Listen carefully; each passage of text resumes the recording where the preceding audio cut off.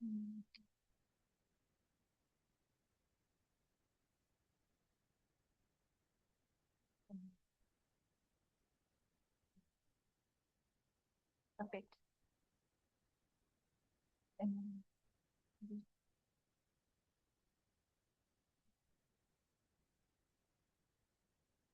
Henry. Hi, just checking if you can see and hear me. Looks like I see Yes, sir. myself. Yes, sir, we can. Okay. Great.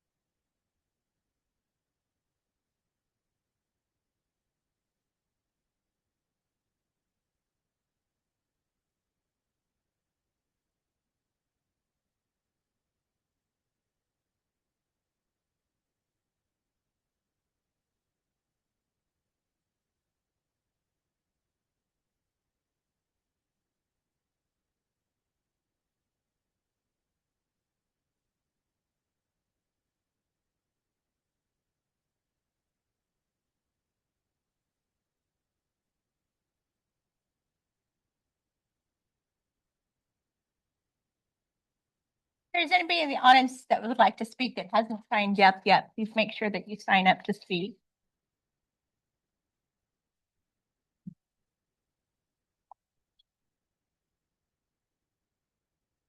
Commissioner Frey, you have the timers.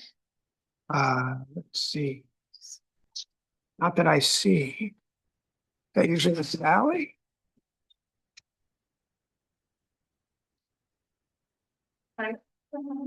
Right. There you go.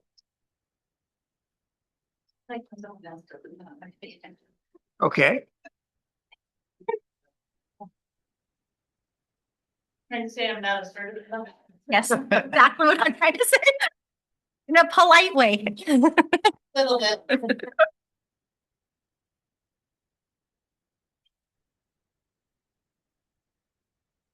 There was a reason I wanted. Yeah.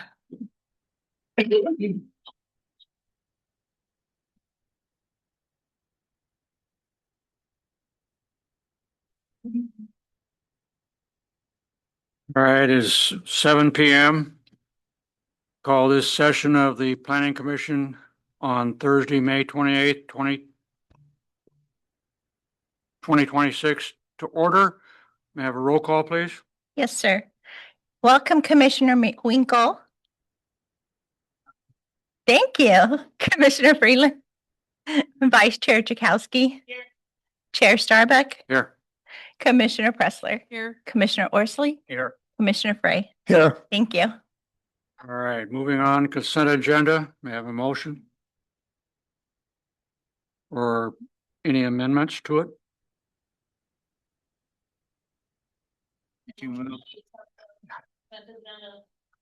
Make sure your microphones are on, please. Yeah. I'll try again. I motion that we accept the consent agenda unless someone has any addendums. I second.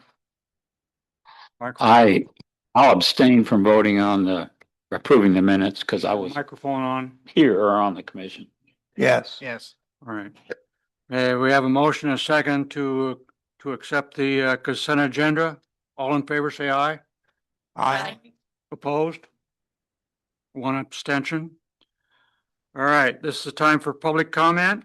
Comments from the public on any item not on the agenda, limited to 5 minutes each. To comment in person, please sign in and return the form to the clerk. If participating on Zoom, raise your hand at the beginning of the public comment period. Public comments and information provided during the meeting will be collected and retained by the city as public record in accordance with Oregon Revised Statute Public Records Policy 192.005 to 192.170 and 357.805 to 357.895 with some exceptions. Any public comment? Yes, sir. Jessica, bring. Jessica Mark. Yes.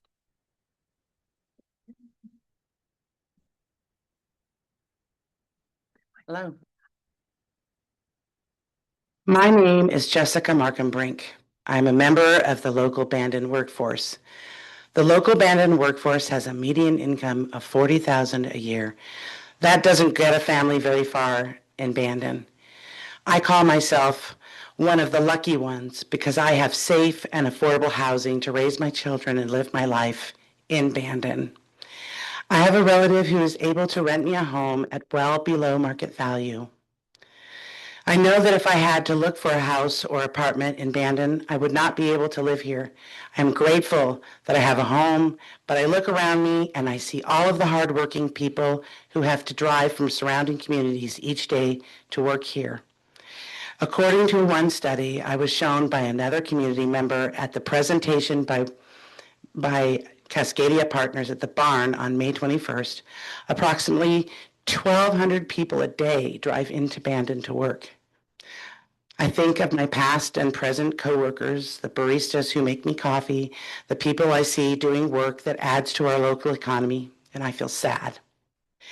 At the May 21st presentation, as they clicked through their slides, one table caught my eye. It showed levels of housing that the city of Bandon is planning for over the next 20 years. I can hardly believe it. The columns read, teacher, police officer, judge. What I didn't see was a column for the local Bandon workforce. It was shocking to see, and I asked myself, how many judges will Bandon need to plan for over the next 20 years? Where is the long promised affordable housing for a local Bandon workforce? And why are we making building in Bandon more complicated by adding rules that sound more like HOA contract than anything to help local home builders? We are talking about code changes that would dictate where windows should be, that require doors to face the street for aesthetic reasons. I believe that these types of codes would stifle creativity and make innovative home designs that fully utilize small lots impossible. As the presentation continued, I saw the proposed building heights for Old Town that, according to the email exchange I had recently with the mayor of Bandon, would allow a large hotel to be built in Old Town. This was never the plan in Old Town. As a child, I can remember watching adults around me organize to create a plan for Old Town and for Bandon's future growth. I believe that it was adopted in 1974, and I saw it called the 1990 plan, as well as one version called the 1982 plan. There have been revisions and changes over the years, but the plan being considered now has very little in common with the original plan. I've searched the city website, asked about the plan at the planning department, and even looked at our local museum for copies of the plan because I want to start at the beginning of the plan and follow it through all of the changes so that I can understand how we got here. Change is important. Adapting plans is necessary, but we don't have to destroy everything that makes Bandon beautiful. We don't have to dishonor the work of the local Bandon workforce by not planning for them to have an opportunity to both work and live here in Bandon. And I would like to read an email that I sent today to Cascadia Partners. I just went to their website and I wrote to them, my name is Jessica Markenbrink. I live in Bandon, Oregon, where Jamin Kimmel and Ray Haggerty are working with the city of Bandon on code revision updates and planning recommendations. On May 21st, they gave a presentation to the public at the Barn Community Center here in Bandon. I had watched the touring the City Council and the Bandon Planning Commission early in the day, so I arrived at the event with my heart beating and my mind racing. I met Jamin and Ray as soon as I entered the room. They were welcoming, accommodating, informative. I was anxious, upset, and a little chaotic with my questions. I'm pretty sure that I was asked as a business person in Old Town to sign a statement in support of the study that you did to prepare these code revision changes. If so, I would like to rescind my signature. I have never been and will never be in support of 50 to 60-foot building heights allowances or building height to existing buildings in order to add housing above businesses here in Old Town. Many of the existing structures in Old Town are on post and pier foundations set on top of fill dirt. All of Old Town is in a tsunami inundation zone and is expected to not fare well if we get the big one. Besides the dangers of being swept away by a tsunami wave, we're also in floodplain. Additionally, in Old Town, every place you put your shovel, you may potentially come across the remains and artifacts of the Nosoma people. And the irony of building a big hotel right next to the memorial to those victims of the 1854 Nosoma massacre by European gold miners is not lost on me. The proposed hotel will contribute to a lot of TOT proceeds to the city of Bandon, but I think it's gross. I will be letting the planning commission and city council know how I feel about this as well. I glanced through your website and read your values, by the way. There is not equity in these proposed code revisions, but I am sure they fit in with the values of the city. Thank you. And I have this for each one of you. Hand it to you or give it to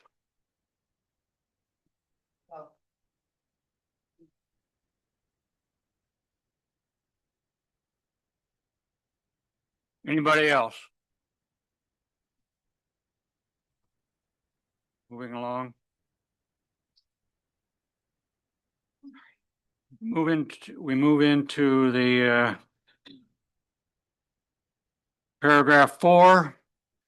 The next item is a continuation of a hearing from April 23rd, 2026. Item 4.1 is a planning file number 26-010 and is an application for a conditional use permit for geological investigation borings to be conducted on Lot 3 of Block 25 of Assessor's Map 28S 15W 25BD. The CUP does not permit anything other than boring and light vegetation clearing as listed in on the application to determine site suitability for home site development. At this time, I declare this public hearing reopened at 7:09 on May 28th, 2026. This is an official public hearing before the City of Bandon Planning Commission on item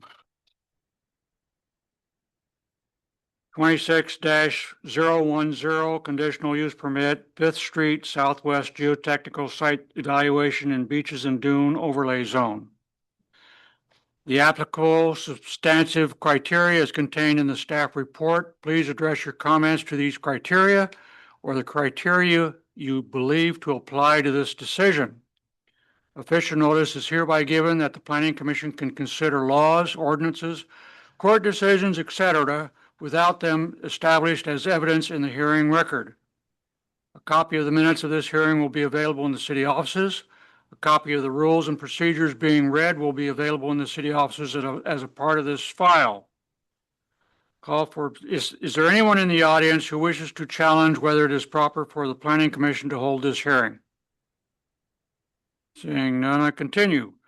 Are there any commissioners present who wish to declare ex parte contact, site visit, feel they may have a conflict of interest, bias, or other reasons to be disqualified from participation in this hearing? Mr. Chairman, I did drive by the site and give it a good look. And I seem to remember that you were involved in the initial discussion years ago. Pardon? Yeah, well, yeah, it had to do with opening a street is my on that. So that won't affect my ability to be objective about this. I know it was. All right. Any other extended ex parte? I've driven by it almost every day since our last meeting on my way to the beach. And I continue to walk by it as well. Yeah, I walked the beach. All right. Is there anyone in the audience who wishes to challenge any of the commissioner members' qualifications to participate in this hearing? Seeing none. Staff report. Are there any changes? No, Go on, Henry. no, there are no changes to the staff report. All Are you right. ready? Are you ready to receive the staff report? Yes. Okay, great. Well, good evening, and thank you for having me tonight. My name is Henry Hurley. I'm an associate planner at Land Council of Governments. As was stated, this hearing was continued from April 23rd, and it is a conditional use permit for geological boring and light vegetation removal. So I prepared a few slides for you tonight to kind of walk you through the changes that have happened since April. Seeing as how many of you said you've walked by the site and drive by it every day and visit the beach, this is a picture of the subject property that we're talking about. The area in white is the area proposed for brush clearing for access, and then the B1 and B2 are the proposed test drill holes for the boring. This is a request from the application showing what is being sought after by the applicant. Geotechnical borings and light brush clearing. And as you likely know, the property is currently undeveloped. So one very important thing to know here is that this property does have a Goal 18 exception.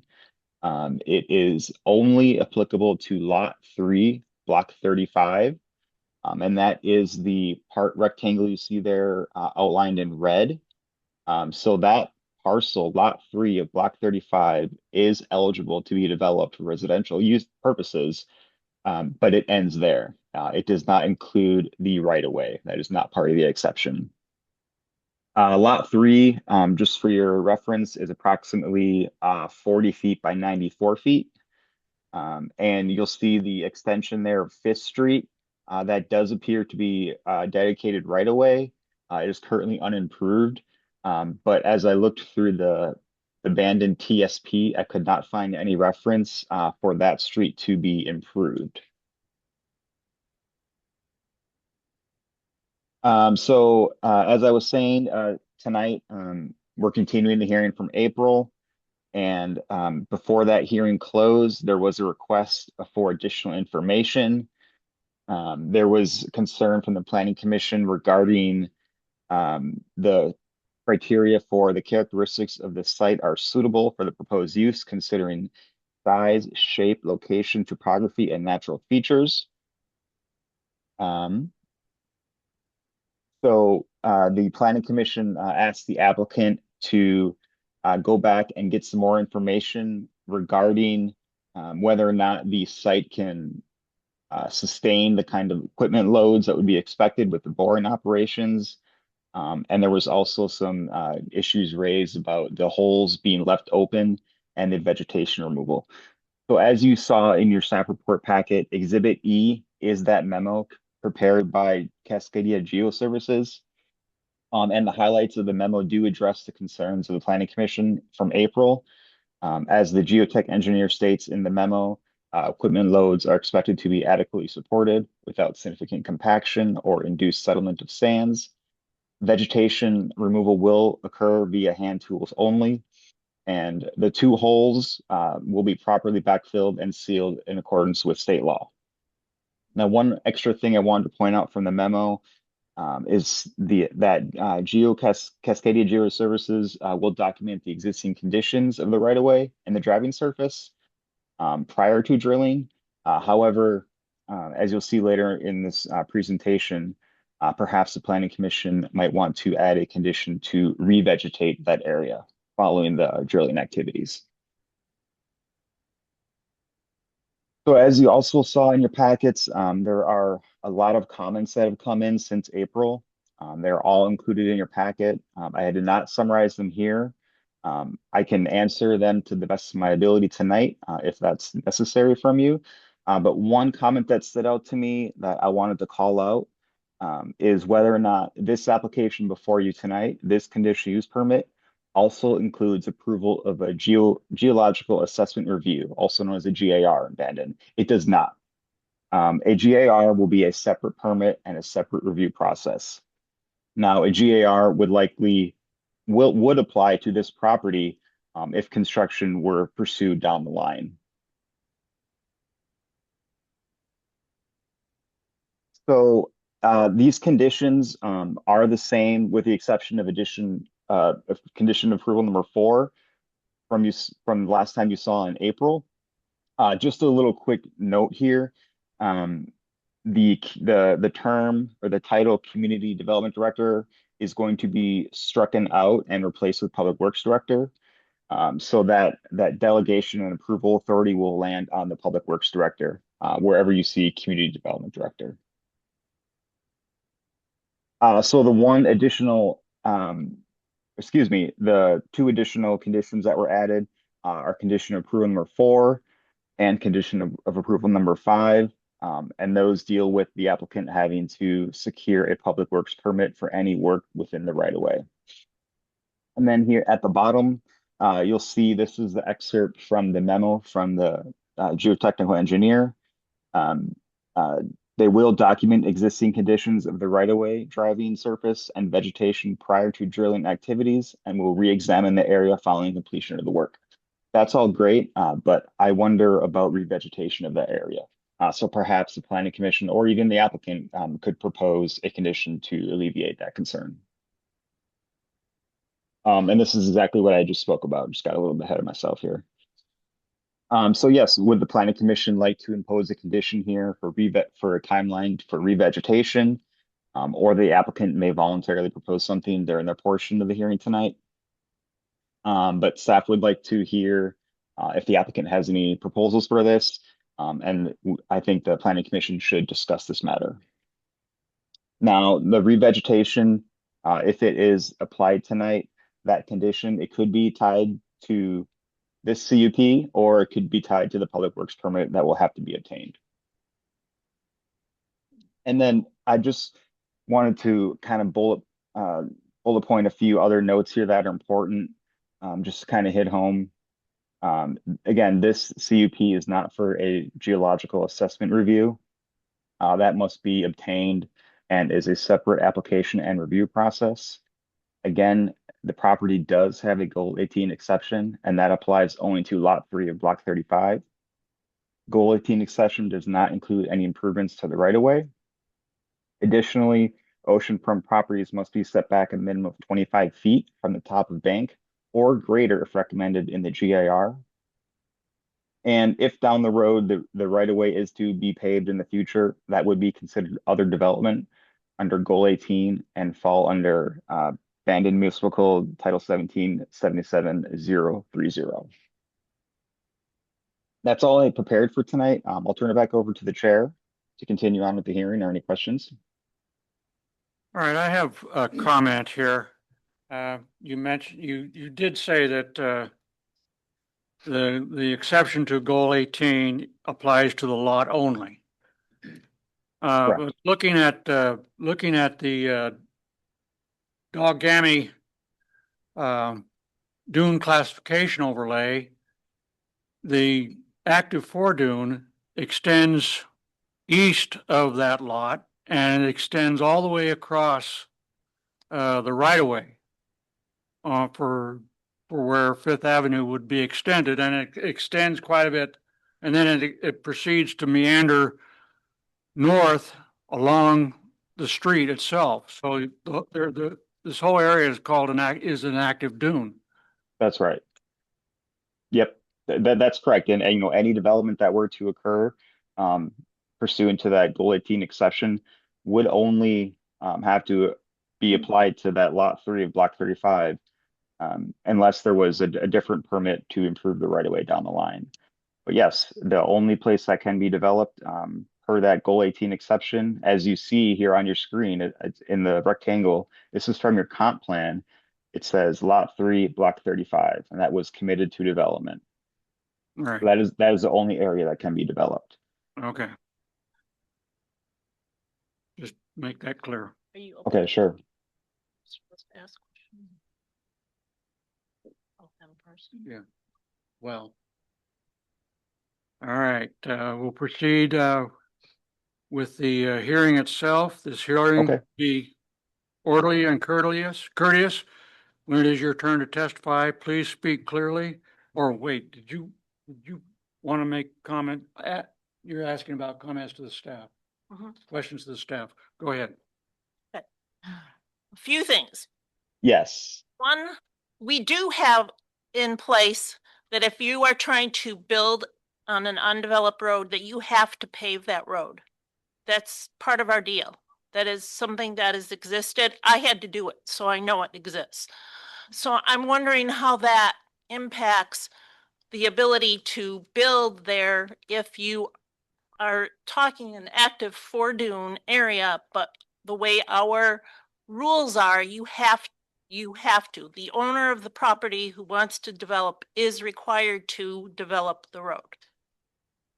Yes, so that's a great point, and just wanted here, I'll show you again where I point this out.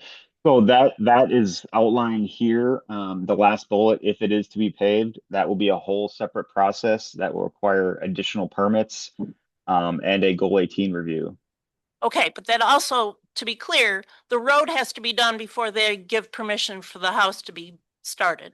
That's the way it is here.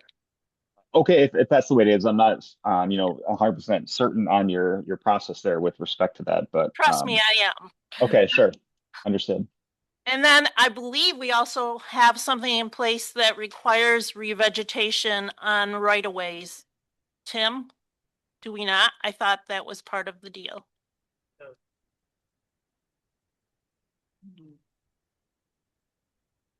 Good evening.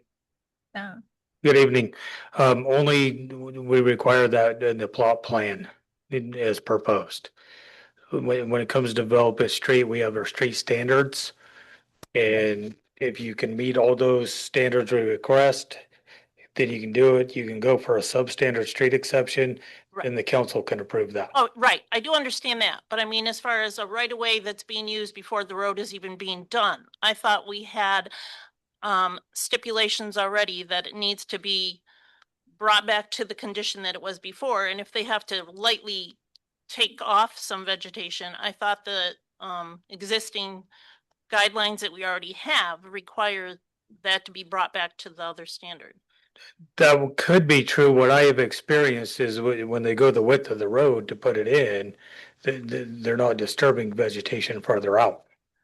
Okay, but I'm just talking about the boring process. I'm talking about if they go on the right of way now, irregardless of whether or not they proceed with the road. I thought we already had. Yeah, if we're just, I misunderstood. If they're talking strictly about boring, they're to turn the site back to the best natural ability they can. Right, so but I thought that would require revegetation. correct. Okay, Yeah, that would be rehabbing it back to its original state. thank you. Thank you. Any other questions for staff? I guess just one related question. I've Mhm. noticed there's barricade tape around the area that we're talking about that would be the access point. Does anybody know how that came to be there or why it's there? Like somebody's already preparing for some sort of construction. My name is Drew George. You have to go to the microphone. Yes, regarding surveyor state, I applied that using by scaling the applicants with such a sketch. Okay. Just wondered what happened over the weekend too, right? Yeah, just trying to get an idea of how much room we're talking about, and in particular, which particular bushes would be damaged using the route that they proposed and how many square feet it is. It's quite a large area. And further, it looks like because it's to the south, it would damage bushes on the left side or on the south side that perhaps would not need to be damaged if the road were been there permanently in the center of the right way. So that's one thing to consider. Right. Thank you. Commissioner Winkle, you had a comment, question? Yes, this application is for the boring and the geotechnical review, but it's clear in the application that, I don't know if you can hear me or not, we get closer here. Thank you. You're welcome.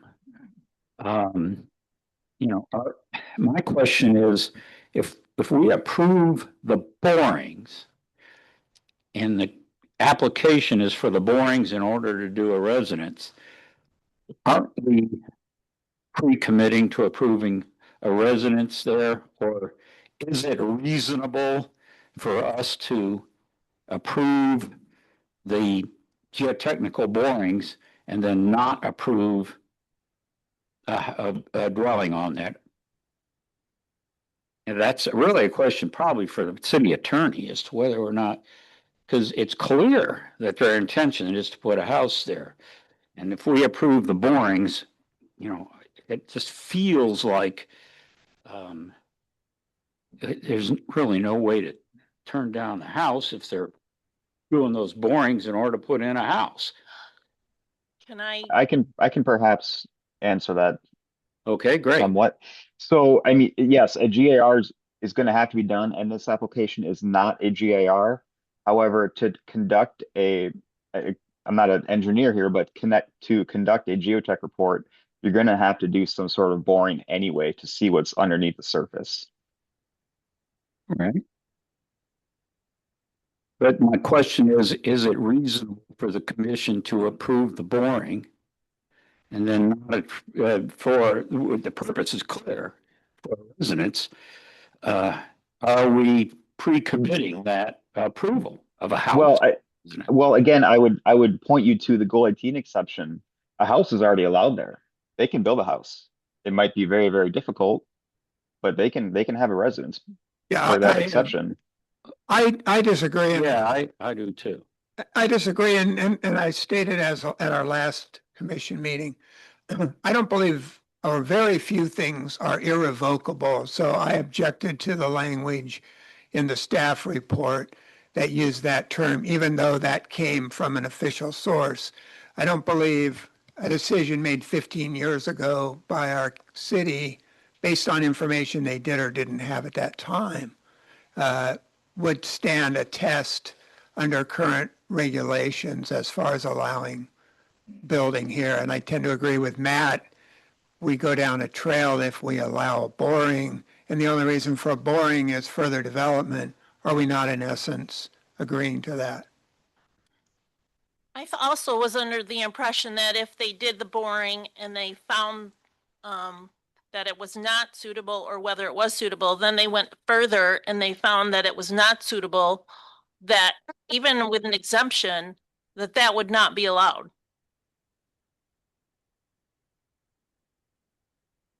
So again, the Goal 18 exception is valid. And in fact, I wanted to introduce Rihanna Bezor.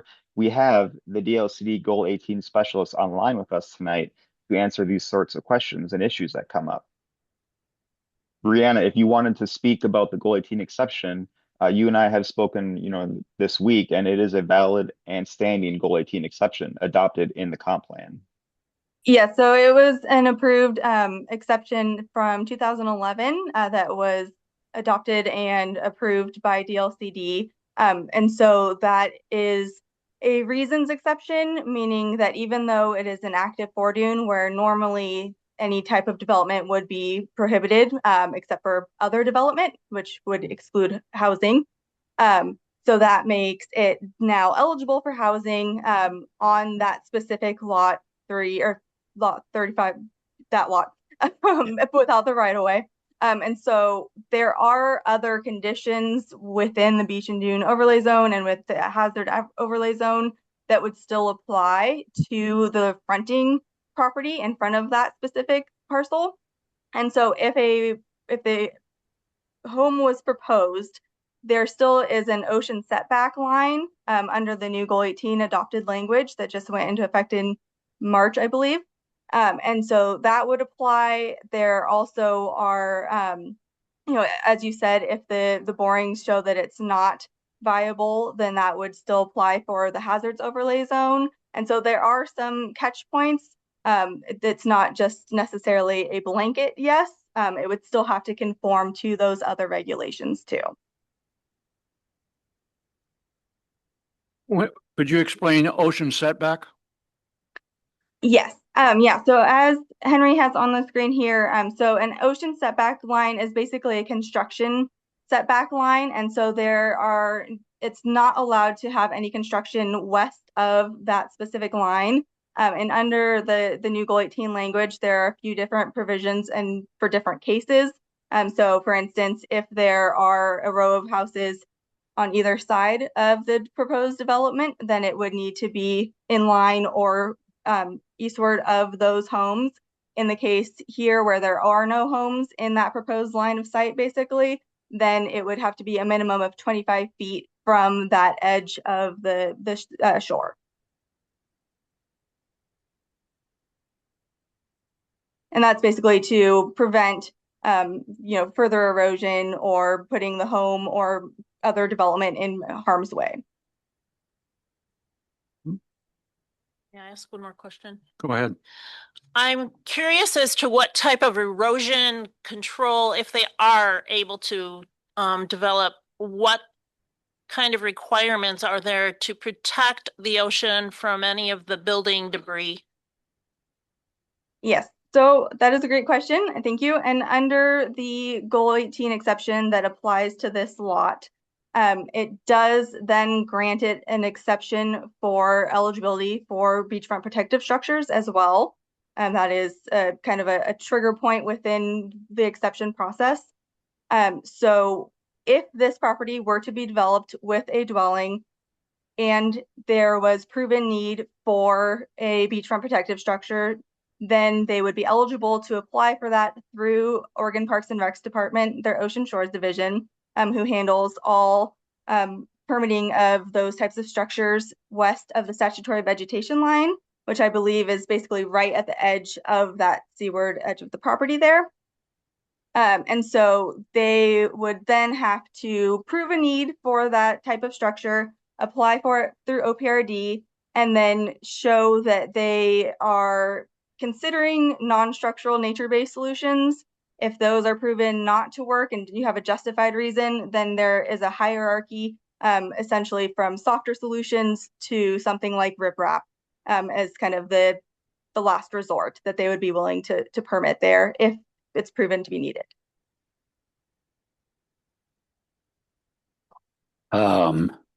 So you're saying, I think you're saying, a short way around it is we're committing to this lot in particular. Are you saying is committed to development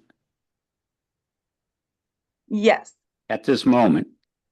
Yes. Yeah, that was decided in your comp plan. The lots in the South Jetty area are so forth. We're committed to development when the Bandon Jetty Sewer Improvement District was formed.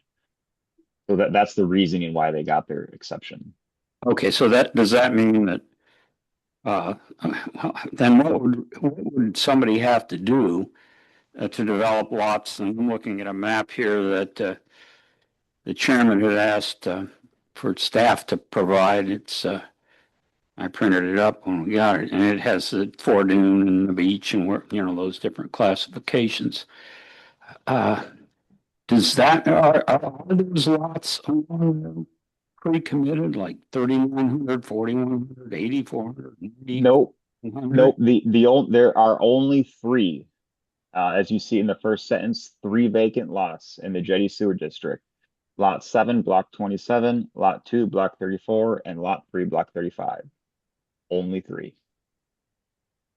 Oh, And for context, there had been other proposed lots when this exception was granted that were denied because they were too close to the ocean shore and they were therefore subject to overtopping by waves or to flooding. And so they were deemed too hazardous of a location for the exception. And so they limited it just to those 3 lots.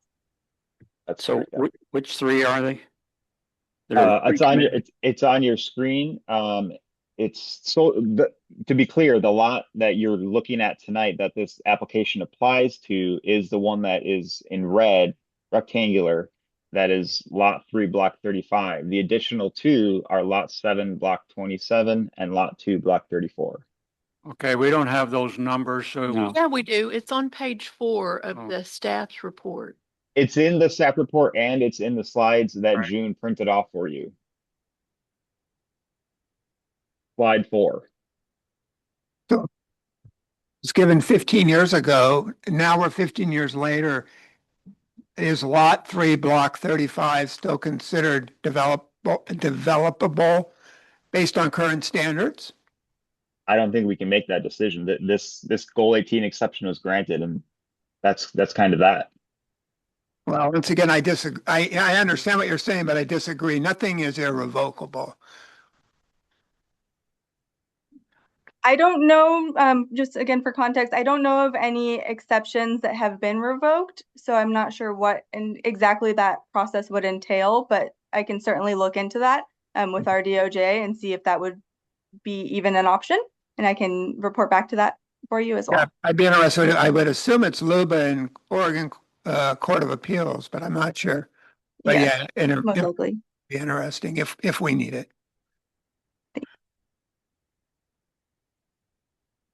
Any more questions for staff? All right. Continue with the hearing. The hearing will be orderly and courteous. When it is your turn to testify, please speak clearly and state your name for the record. The hearing will be conducted as follows. The applicant will go first and be allowed 20 minutes to testify. Those members of the audience who have registered to testify will be called in the order in which, and each will be allowed 5 minutes to testify. Those audience members on Zoom who wish to testify can raise their digital hand and then offer testimony when recognized. After all testimony is taken, the applicant will be given an additional 10 minutes for follow-up testimony. The Planning Commission will then close the public hearing and deliberate. Failure to raise an issue with sufficient specificity to afford this decision-making body and the parties involved an opportunity to respond precludes an appeal to the Land Use Board of Appeals based on that issue. Okay.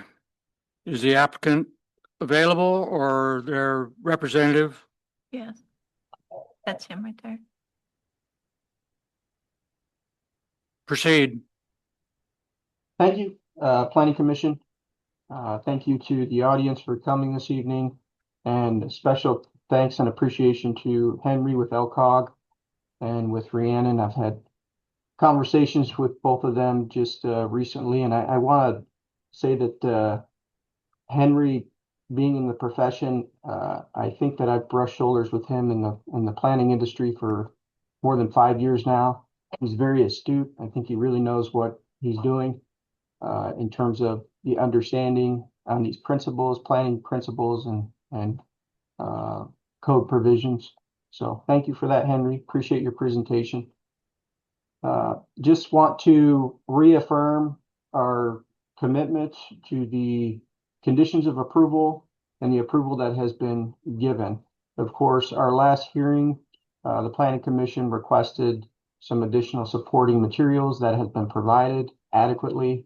It fully outlines, not just from a third party, but a third party registered licensed geotechnical engineer, that essentially outlines in very extreme detail on how the boring activities will take place.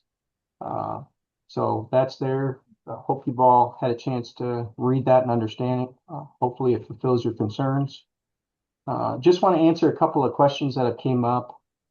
There's still, and it's okay, this is kind of it's a term that just swirls around in a lot of these platforms, irrevocably committed.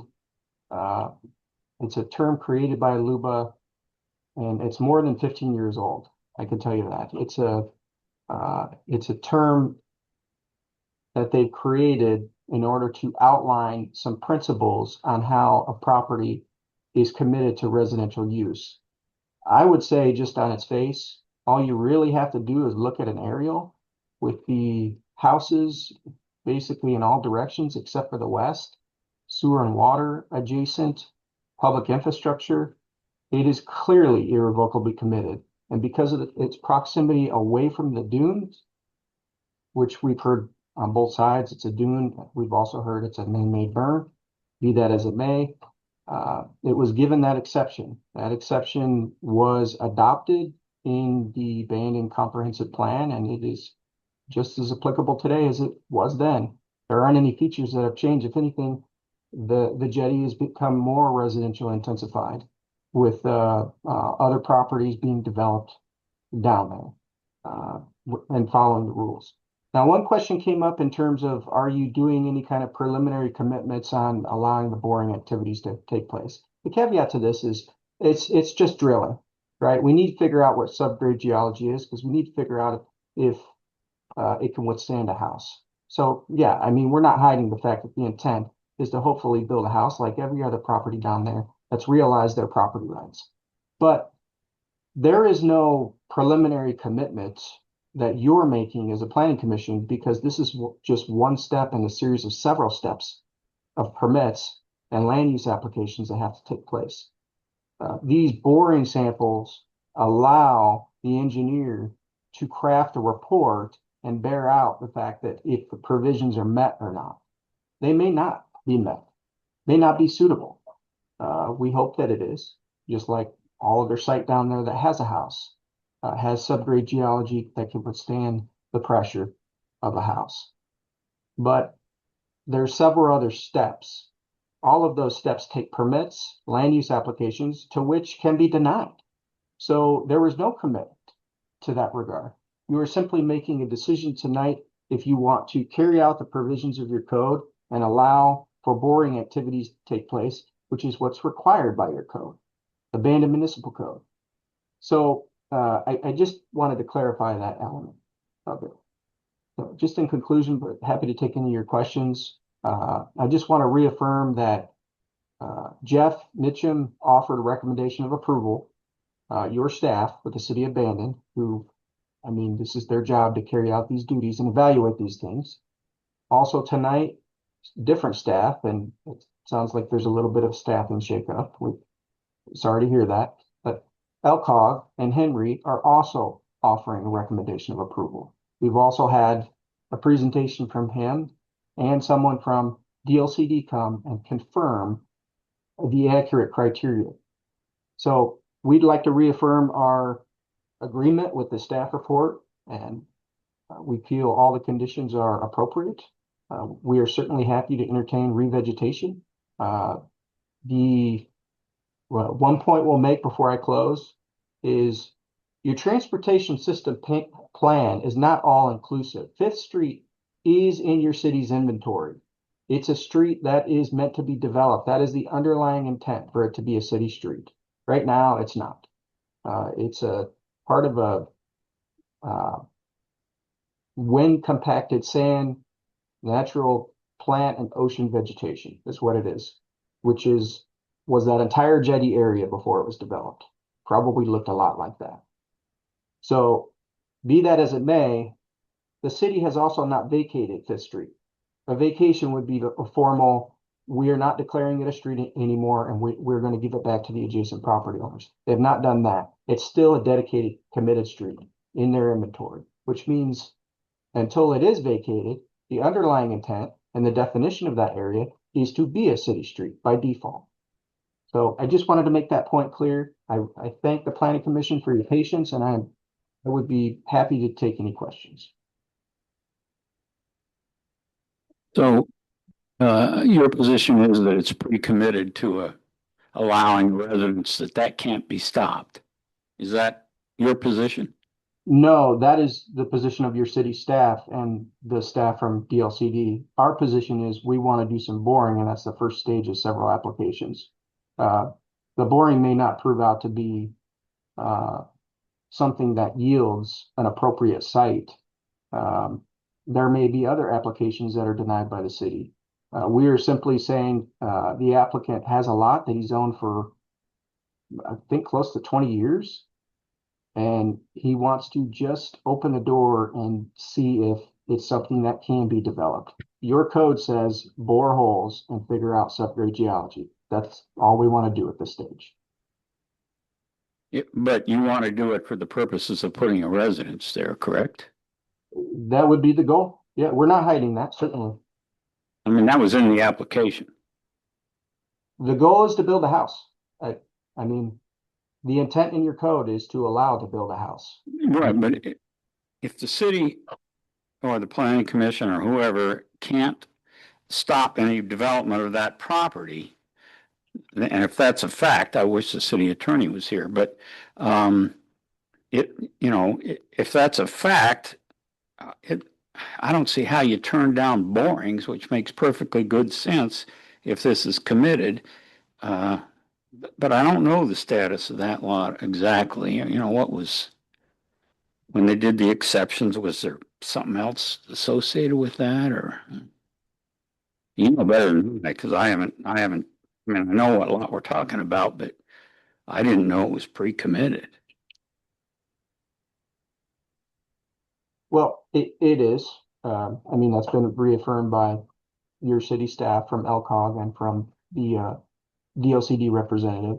That language in your code and your comp plan is very clear, but we just simply don't know at this point.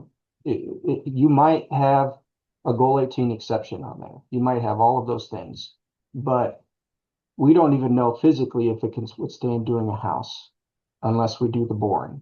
That's the first step. So that's all we're requesting at this point. Well, but our decision on the boring is basically based on the assumption that there has to be allowed a house there. No, your decision on the boring is because your Bandon Municipal Code says that if anybody wants to do an analysis on the property to see if it can withstand the pressure of a house, you have to do boring, you have to put together a geotechnical report, and it has to have conclusions and have robust salient responses based on the appropriate OARs. So that's what your code says to do. We're simply wanting to follow your code. Right. Sure, I understand all that answer, but thank you. Any other questions for the applicant?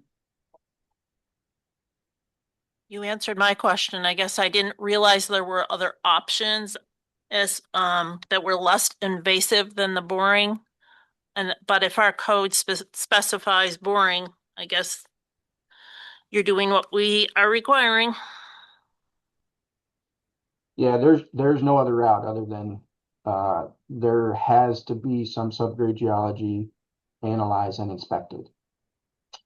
That's in, I think, your Title 17. I think that DLCD rep has a question.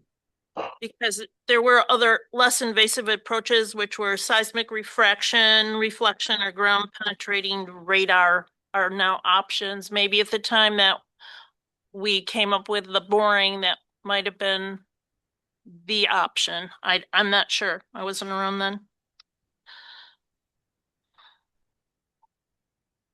I believe that the what you're referring to was in reference to a guidance document that was put out by Dogami and OSU. And we did speak with Jonathan Allen from Dogami to clarify whether or not that specific line about the subsurface investigation needed to be through borings. And he said that the guide was not meant to be prescriptive to that level. It's just kind of a best practices guidebook or guidance document.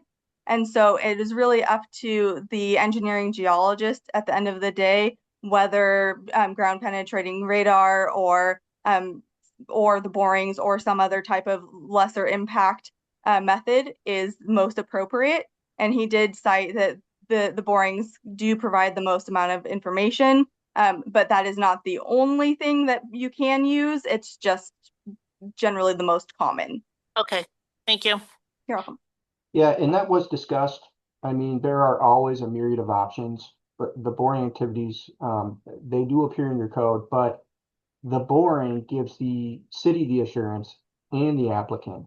The applicant wouldn't necessarily, and I understand through the finite avenue of building a house, wouldn't necessarily want to build a house that all of a sudden got absorbed by the dunes there. So it's something that gives you the most empirical data in terms of what's under there, if it's something that has the capacity to withstand. That makes sense. Thank you. Mm-hmm. Yeah, this is Henry again. I wanted to just clarify, the term boring doesn't appear in the code, but Thomas is right. The boring in this case to do the geotech does provide the best analysis of the suitability of that site. Okay, thank you. Mm-hmm. Okay. We'll move on to public testimony. Are there any members of the audience who wish to testify? Yes, sir. The first one is John.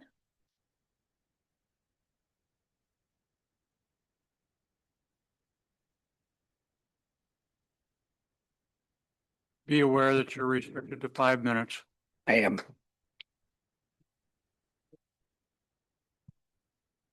Thank you, Chairman Starbuck and members of the Planning Commission for the opportunity to testify tonight.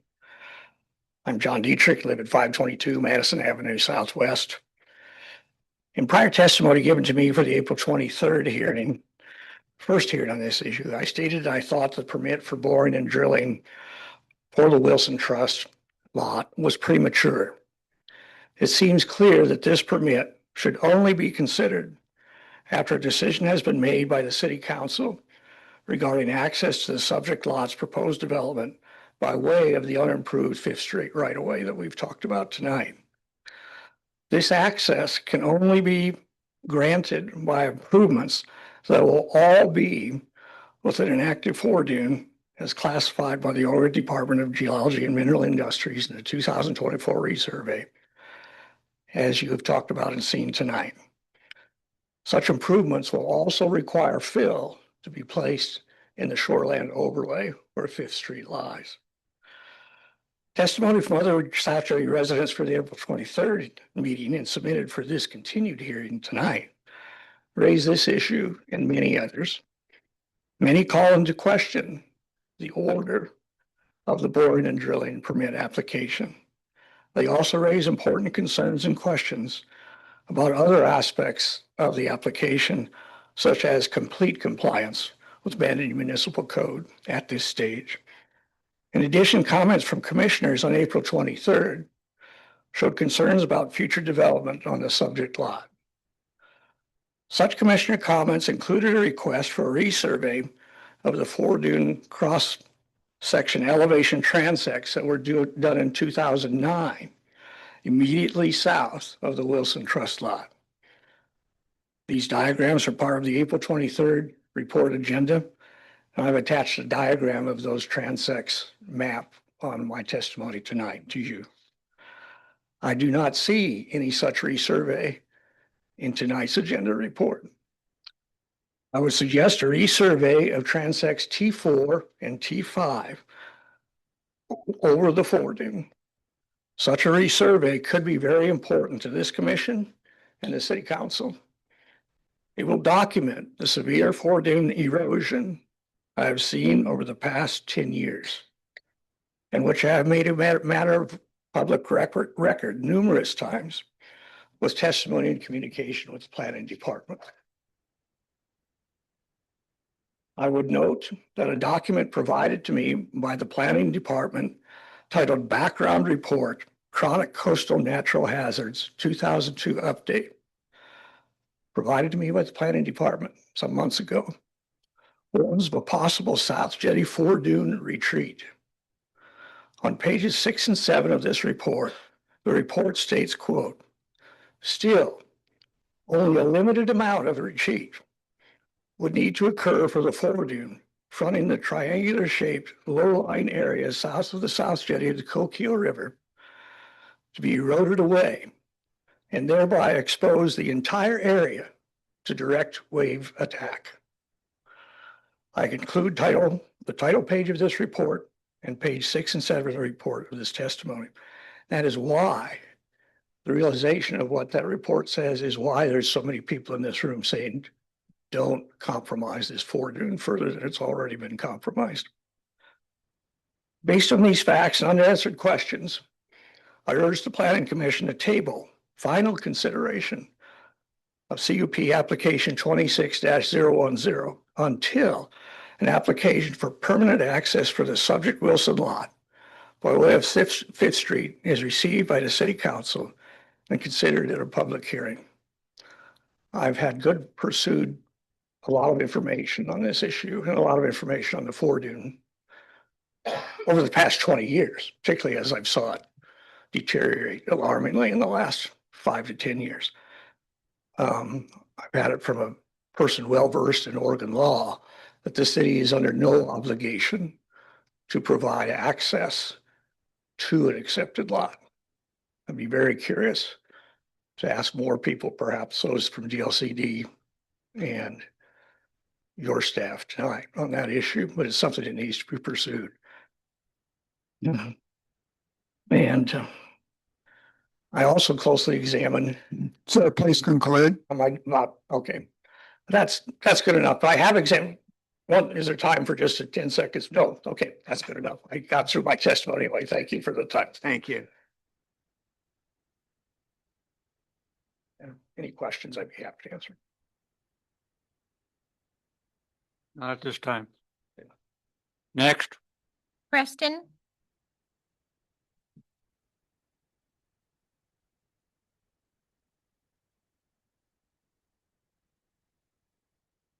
Good evening. My name is Preston Ray. I live at 56th Street Southwest on the South Jetty.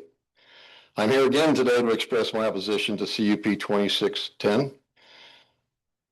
This property was included in the sewer assessment in 1994, which was over 20 years ago, which as a result, the city council excluded the Wilson property and a few others from Oregon Planning Guidelines 18 of beaches and dunes.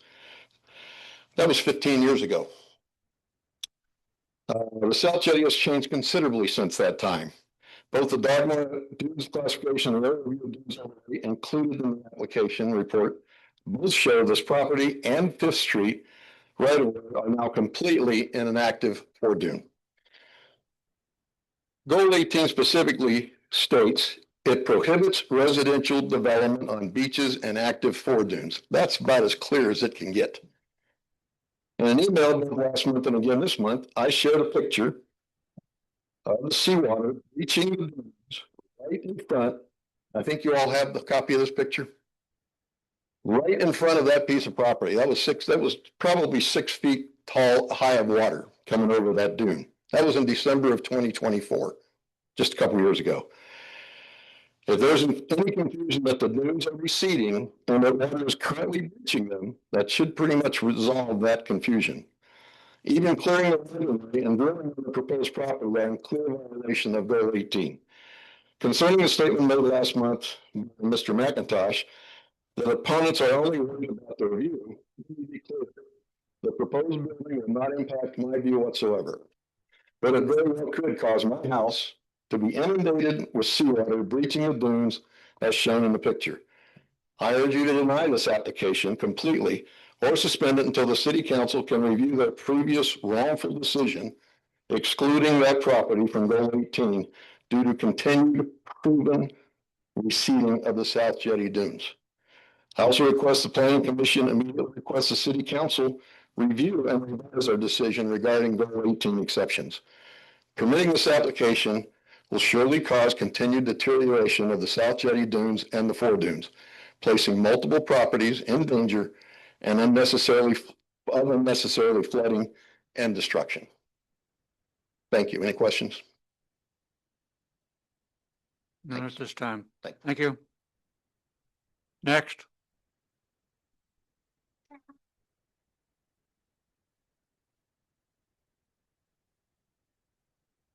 Hi, my name's Travis Westermeyer. We reside down in the Jetty area. I don't have any exact figures and I can't speak to the legality of all this, but I'm just going to appeal to common sense. I'm a doctor. I have a master's in biology and a minor in geology. I've served for almost 70 years, everywhere from here down to Central America. And one thing I have noticed, that I don't want to get into any kind of political, environmental discussion, but the ocean definitely is rising. Everybody doesn't believe that or is putting their head in the sand, no pun intended. And the water's coming up. The water's coming up, and it's not if it happens, it's when it happens. And anything that happens to that dune, every little blade of grass that grows there is so fragile. We need all of it. So the longer we can postpone the dune disappearing, the better. I'm hoping that we can keep our house in my lifetime, but it is going to happen. It is going to happen. It's just foolish to build a house there, and that's what this is all about. They're going to build a house there. And we all have flood insurance down there, and our flood insurance is affected by one person that has a risk. There's one house that's really close to dune. They have flood or get hit by high tide or seawater. It will eventually. That's the way insurance companies evaluate areas. So if they see one house that's been destroyed from a flood or have damage by a flood, it affects all of us. That's all I have to say. Thank you. Next.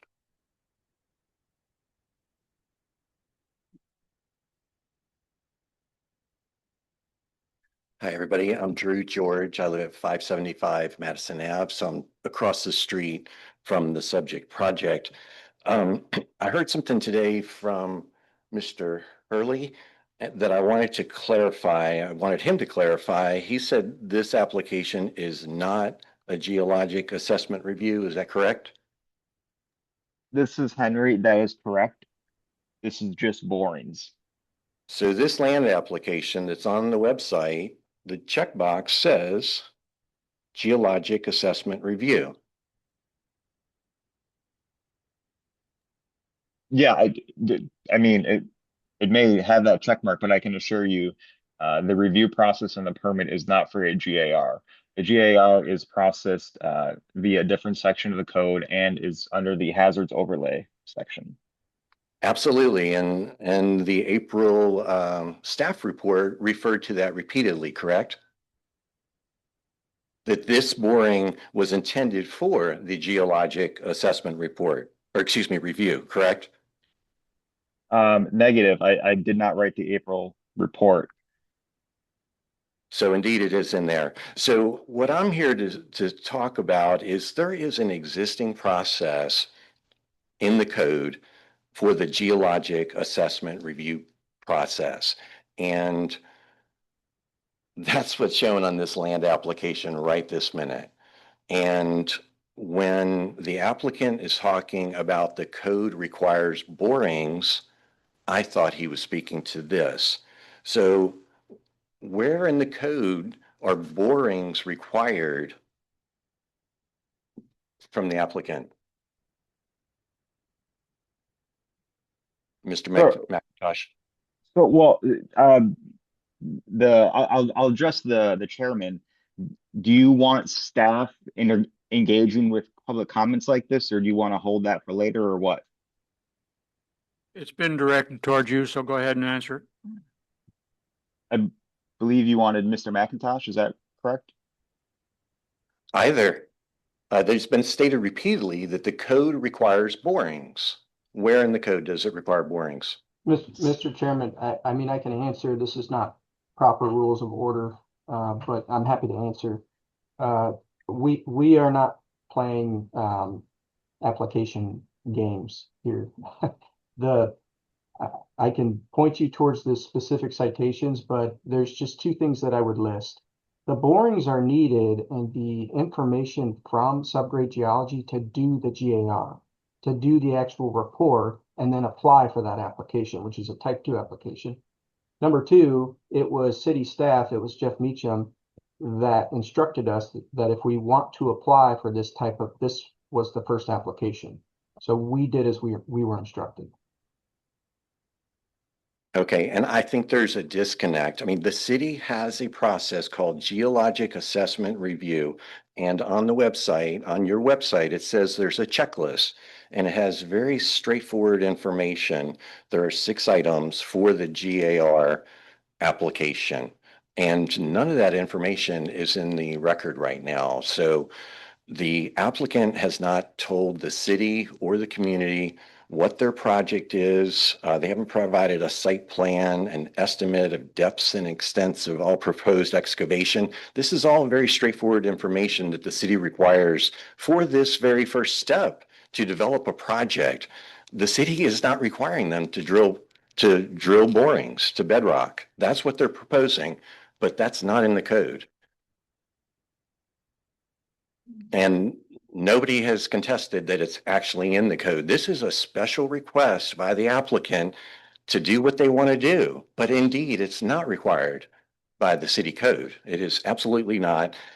And instead, there's a very well thought out process here called the geologic assessment review to assess the property, and it does not require subsurface investigation. Does it require searching the library, looking at information, and then walking the site, a reconnaissance, but it does not require subsurface investigation. And there's nothing in the record from a consulting engineering geologist that says that your code says that these borings to bedrock are required. There's nothing in the record right now that you can rely on. And any assertions by staff that this is required is not supported by any code references. Sir, please conclude. But Please conclude. I'm done. Thank you, sir. Thank you. Any questions? Thank you. Next. That's all the public comment I have. Does the applicant wish a follow-up? Yes, thank you, Mr. Chairman. Just one really two quick points. I don't want to hold this out too long here. There was a comment in terms of requiring, number one, you tabling this application in favor of ensuring that access approval is achieved first. That isn't in the code. That's not something you're constrained on. There's really an appropriate timeline on this. And in order to understand what the next step is, you have to start at step one. And step one is understanding if the site is suitable and then doing the GAR. We can't do the GAR unless we understand subgrade geology. So I'm really not all that sure why there's some confusion on that. The requirements can be found in the staff report that were done both by Jeff Meacham and Henry Hurley. The other thing that I'd like to say is there was a comment by the first gentleman essentially urging you to request an analysis on all the Fore Dune area. I'd like to put in the record, and I'll read verbally, the Dolan case back in 1994. Not sure if any of you are familiar with that. Dolan v. City of Tigard. In that case, the Supreme Court held that municipalities cannot attach unreasonable land use conditions to building permits. That case established a rough proportionality test, requiring that a government prove that demanded property exactions are directly related and proportional to the environmental or traffic impacts of the proposed development. I would submit to you that this one individual property owner is not responsible for the entire dune situation, nor is making them the burden on them to study the entire dune proportional to anything. That would be a question for the city, an analysis for the city to undertake, or possibly the entire jetty. So, and really in no way is that proportional. So I just want to make those 2 points, and we will reaffirm again, our application is very straightforward. There are several steps to this. There's a public works permit to build the driveway if the house is considered suitable. That's a separate permit. There's a type 2 permit for a GAR. There's also a permit for a zoning verification letter. All of those, that's 3 or 4 steps, and all of them have to work together, each requiring its own set of approval and conditions from either this body or the city council or city staff. So this is step number 1. And we'd like to fulfill that step just to understand the full length of the situation in terms of the subgrade geology. And then the report will be put together for the city to review based on the technical data on what's underneath. That'll be something that, of course, will be open to the public, open to public record, and so on and so forth. So just wanted to make those few clarifying points. Thank you. Mr. Chairman, this is Henry again. I'd like to also to clarify. Well, it's your turn to be up. No, he's our staff. Right. It's staff comments. Oh, sure. Okay. Well, perfect timing then. 1 second here. So going back to why this conditional use permit was requested by the previous planning director, I think I figured it out, and it's literally on page 2 of the staff report. So the drilling is considered other development, and other development is a conditional use. You see here, the definition of development in your code includes drilling operations.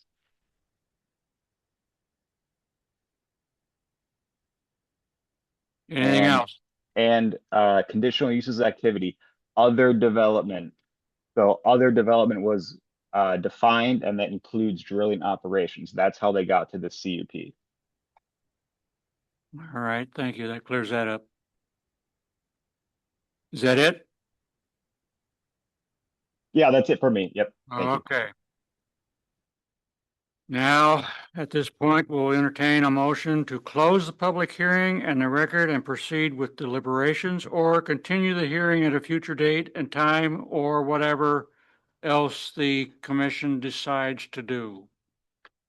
I have one question for staff. Mhm. Can I ask it now? Yeah, please. Is this property in or outside of the, I kind of didn't get it clear, the Jetty Sewer Improvement District? I do not have an answer for you on that. I do not have that map, but maybe Rihanna. I believe it is. It's within the sewer district, and that's one of the reasons why the exception was granted.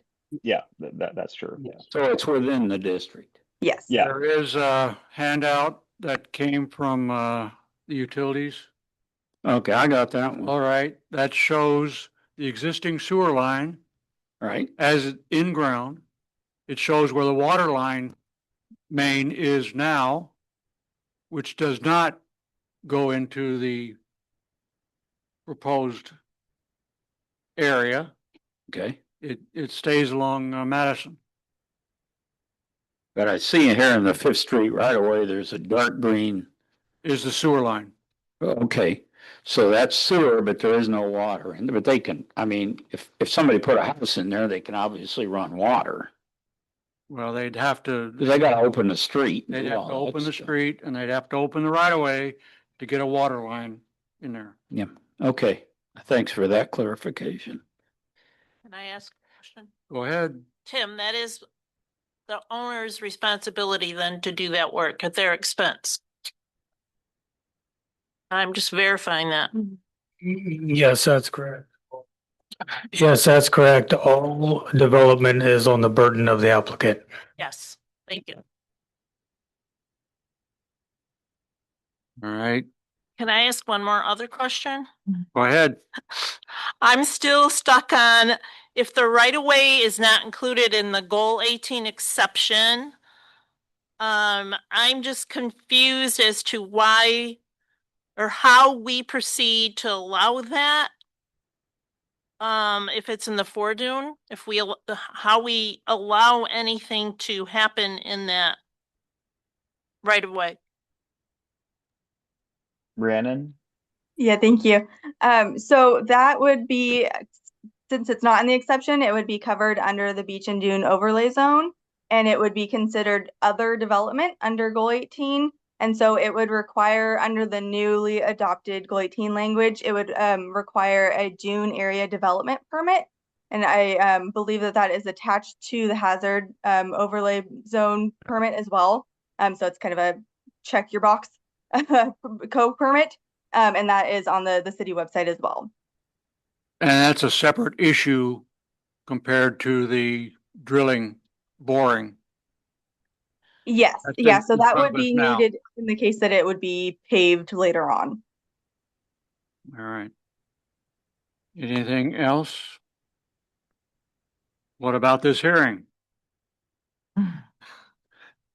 I'll make a motion to close the public hearing at this time and move to deliberation by the planning commission.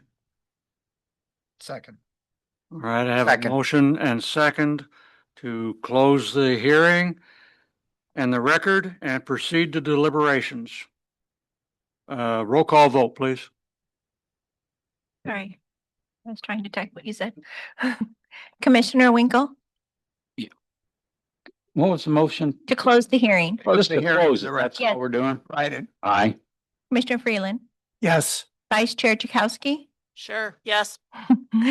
Commissioner Pressler, Yes. Commissioner Orsi, Aye. Commissioner Fray. Yes. Thank you. Motion passed. Okay, we'll move to deliberations by the planning commission.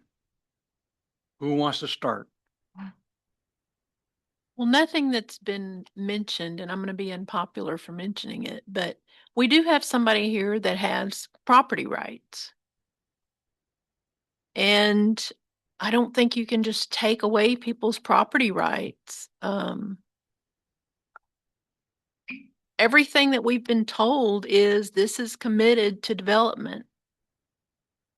All they want to do is bore. We told them we needed third-party verification that it would not damage the right of way or the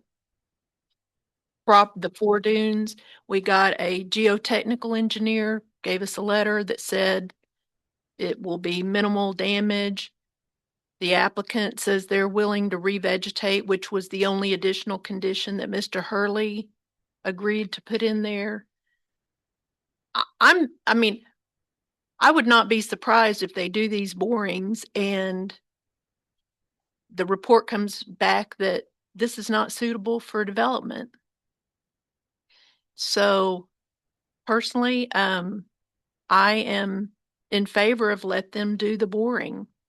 That's all this there is no commitment to do anything beyond allowing them to do the boring. We can deny the applications if they want to proceed further, but that's just my view. All right, what should we do about what should we consider for the right of way? Yeah, I believe the right of way violates Title 16 of our code. I'd like to discuss that and why I feel that. So I feel the CUP should be denied because of this violation. And if you look at 16.12.020 in our code section M, it requires the protection and preservation of trees, soils, vegetation, water courses, habitat areas, and drainage areas. And I'm sure, well, I presume that the applicant is sincere when they say they will revegetate, but there's a lot, but I don't believe that's possible looking at this very difficult terrain. So once again, I believe that the CUP should be denied because it, not to do anything with property rights necessarily in this case, just because it violates our code as I interpret it. You're saying to put the equipment on the right of way? Violates our code based on my analysis or understanding of our code. Are we able to ask Mr. Hurley his? I don't believe there's any discussion outside of the commission at this time. Okay. Because once again, that's my interpretation of the code. And, you know, as everyone knows, everyone has their own interpretation of laws. My particular interpretation here is it's in violation of our code, so it should be denied. I'm with Matt when he says I wish that the lawyer was here. I'm not a lawyer either, and I can see both sides to that. But I'd lean towards being conservative in protection of the environment.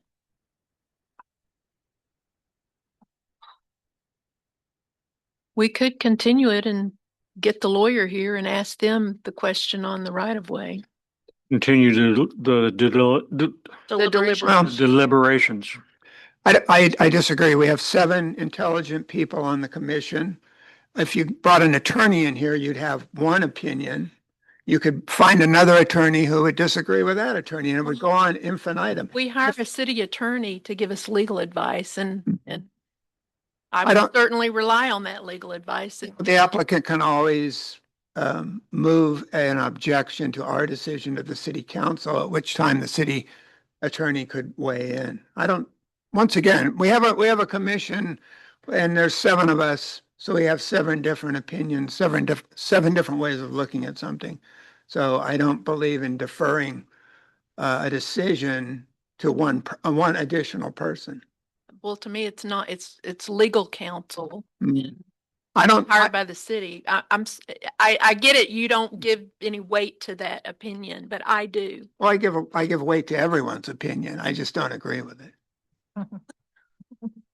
All right. Lawyers be damned, I guess. Any other comments? I don't think so. Not me.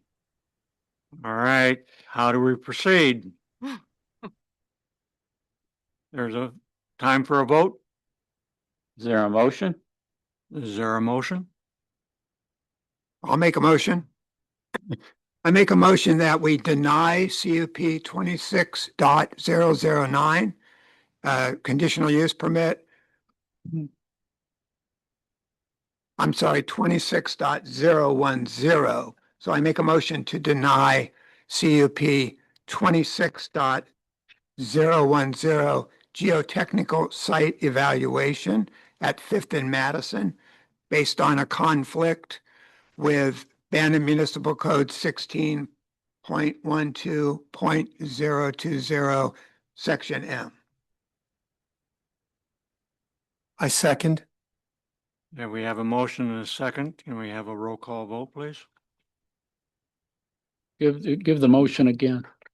What was your motion exactly? A motion, sir, to deny CUP 26-010, the geotechnical site evaluation at Fifth and Madison due to a conflict with Bandon Municipal Code 16.12.020, Section M. Are you ready for the roll call vote? Yes. Okay, thank you. Commissioner Winkle? Sure, start with me. Yeah. Last guy in is the first guy out, you know. Well, you read left, right, you're on. I vote no on that motion. Oh, thank you. Commissioner Freeland? Yes. Vice Chair Jakowski? I want to disappear because I really don't know what to do. I see both sides because I see the whole lawyer thing too. Calling in the lawyer. I'm gonna vote no. No. Yes. Yes. All Wait, right. hold on. I'm sorry. Winkler was no. Freeland? Yes, right? Mhm. Jakowski, no. I'm sorry, Commissioner Pressler, no, thank you. Commissioner Orsi? Yes. Thank you. Commissioner Frey? Yes. That means you get to vote. It's a tie. Mr. Starbuck, you'll have to Chair Starbuck, I'm sorry. Now who's in the hot seat?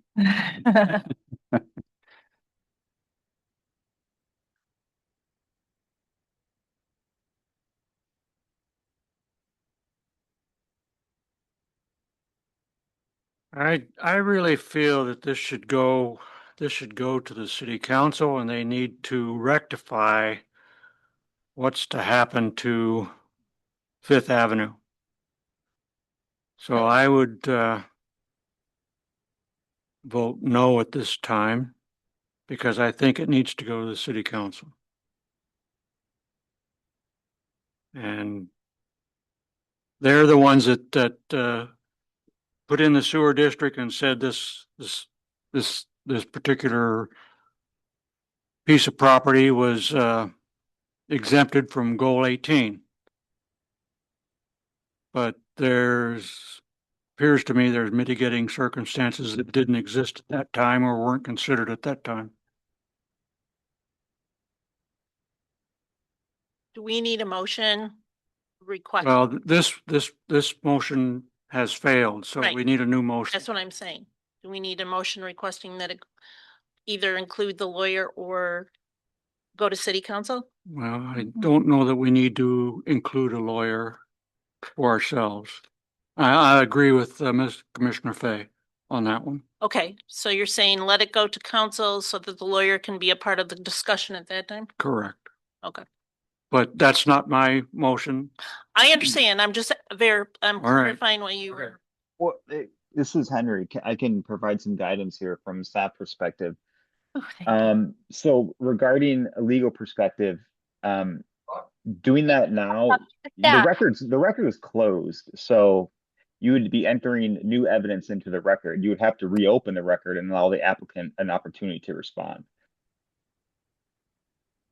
Not if it goes to the city council. So the way that this application can go to city council is if it's appealed. Right. Either All right. either the planning Okay. commission I see approves that. it. Okay. Yeah, it goes to the city council on appeal. That's the next highest approval authority in Bandon. Whether that's you approve it tonight, one of the neighbors that has standing, they appeal, or it's denied, the applicant obviously has standing and they appeal. You're And when correct. you get to city council, it's a de novo hearing, so it's a brand new hearing where all new evidence is permitted, including the record that has the lengthy record that we've compiled the past few months. That gets carried over to city council. But planning commission needs to make a decision, approval or denial. And based on the approval standards for a conditional use permit. Does anybody want to change their vote? In, Are we allowed to? I think we'd have We to, could we'd have to, reassert the motion. we'd have to, or Oh, I have another thing I noticed, and my name was mentioned earlier, and it wasn't certain of whether I could speak. And usually staff are allowed to, help planning commission through these types of processes and questions, during deliberation. The citation for the motion to deny was 1612-020M. So that section is called approval standards for. Oh, sorry, that's 0. I'm going to show you so you see exactly what I see. So that section that was cited for denial is titled authorization to impose conditions. That's not an approval standard. What was cited is this gives you the authorization to impose standards to ensure that that is done. That's not an approval standard. The approval standards are down here. Let's address 16.12.040E then.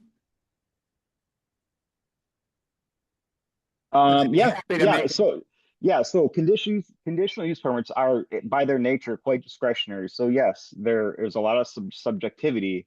So yeah, you could cite E based on the natural features that it's not suitable. But again, these are your standards by which it needs to be approved or denied. All right, I will make a motion. Is it this time allowed to make a motion again? we're looking for something else to. I will make a Need motion. to continue somehow. I will make a motion to deny CUP 26-010 geotechnical site evaluation at 5th and Madison based on failure to conform to Bandon Municipal Code 16.12.040 approval standard for conditional uses, section E. Second. Okay, All right, we have a motion and a second to deny the CUP for permit 26-010. Roll call vote. So everybody understands you're denying it. So this means they can't move forward, okay? Everybody understands that, right? That's correct. Okay. Commissioner Winkle, No. Commissioner Freeland, Yes. Vice Chair Jakowski, Yes. Chair Pressler, No. Commissioner Orsi, Yes. Commissioner Frey. Yes. The ayes have it. Motion passed. So this is so deny the CUP. okay. So yep, so I have that. Planning Commission passed a motion to deny based on 1612-040 subsection E for the characteristics of the site are suitable for the proposed use, considering size, shape, location, topography, and natural features. So the applicant did not submit sufficient evidence to show that that was met, and the Planning Commission denied it based on that. So I'm tracking. All right. Yeah, somewhere.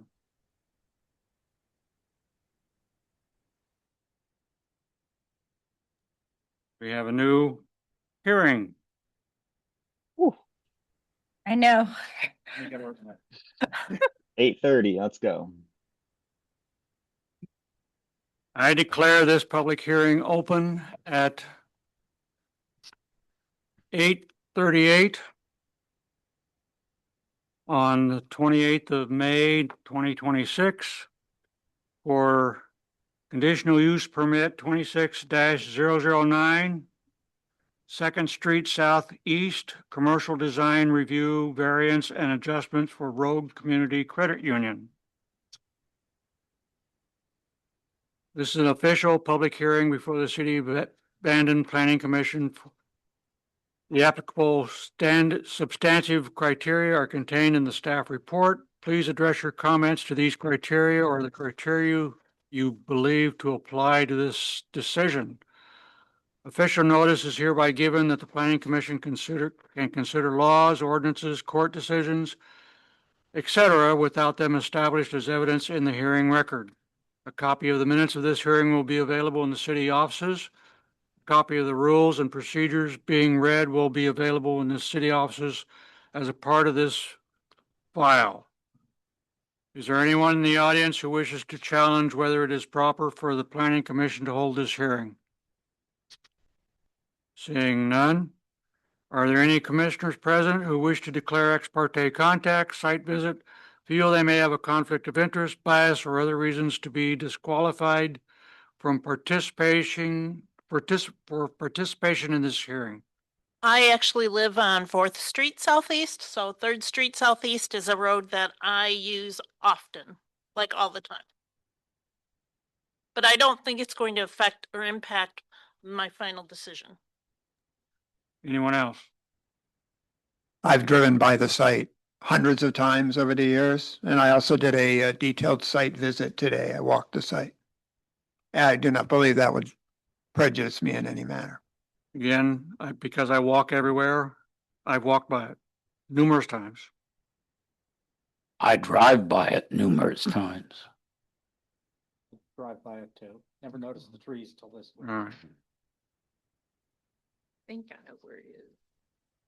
Is there anyone in the audience who wishes to challenge any of the commission members' qualifications to participate in this hearing?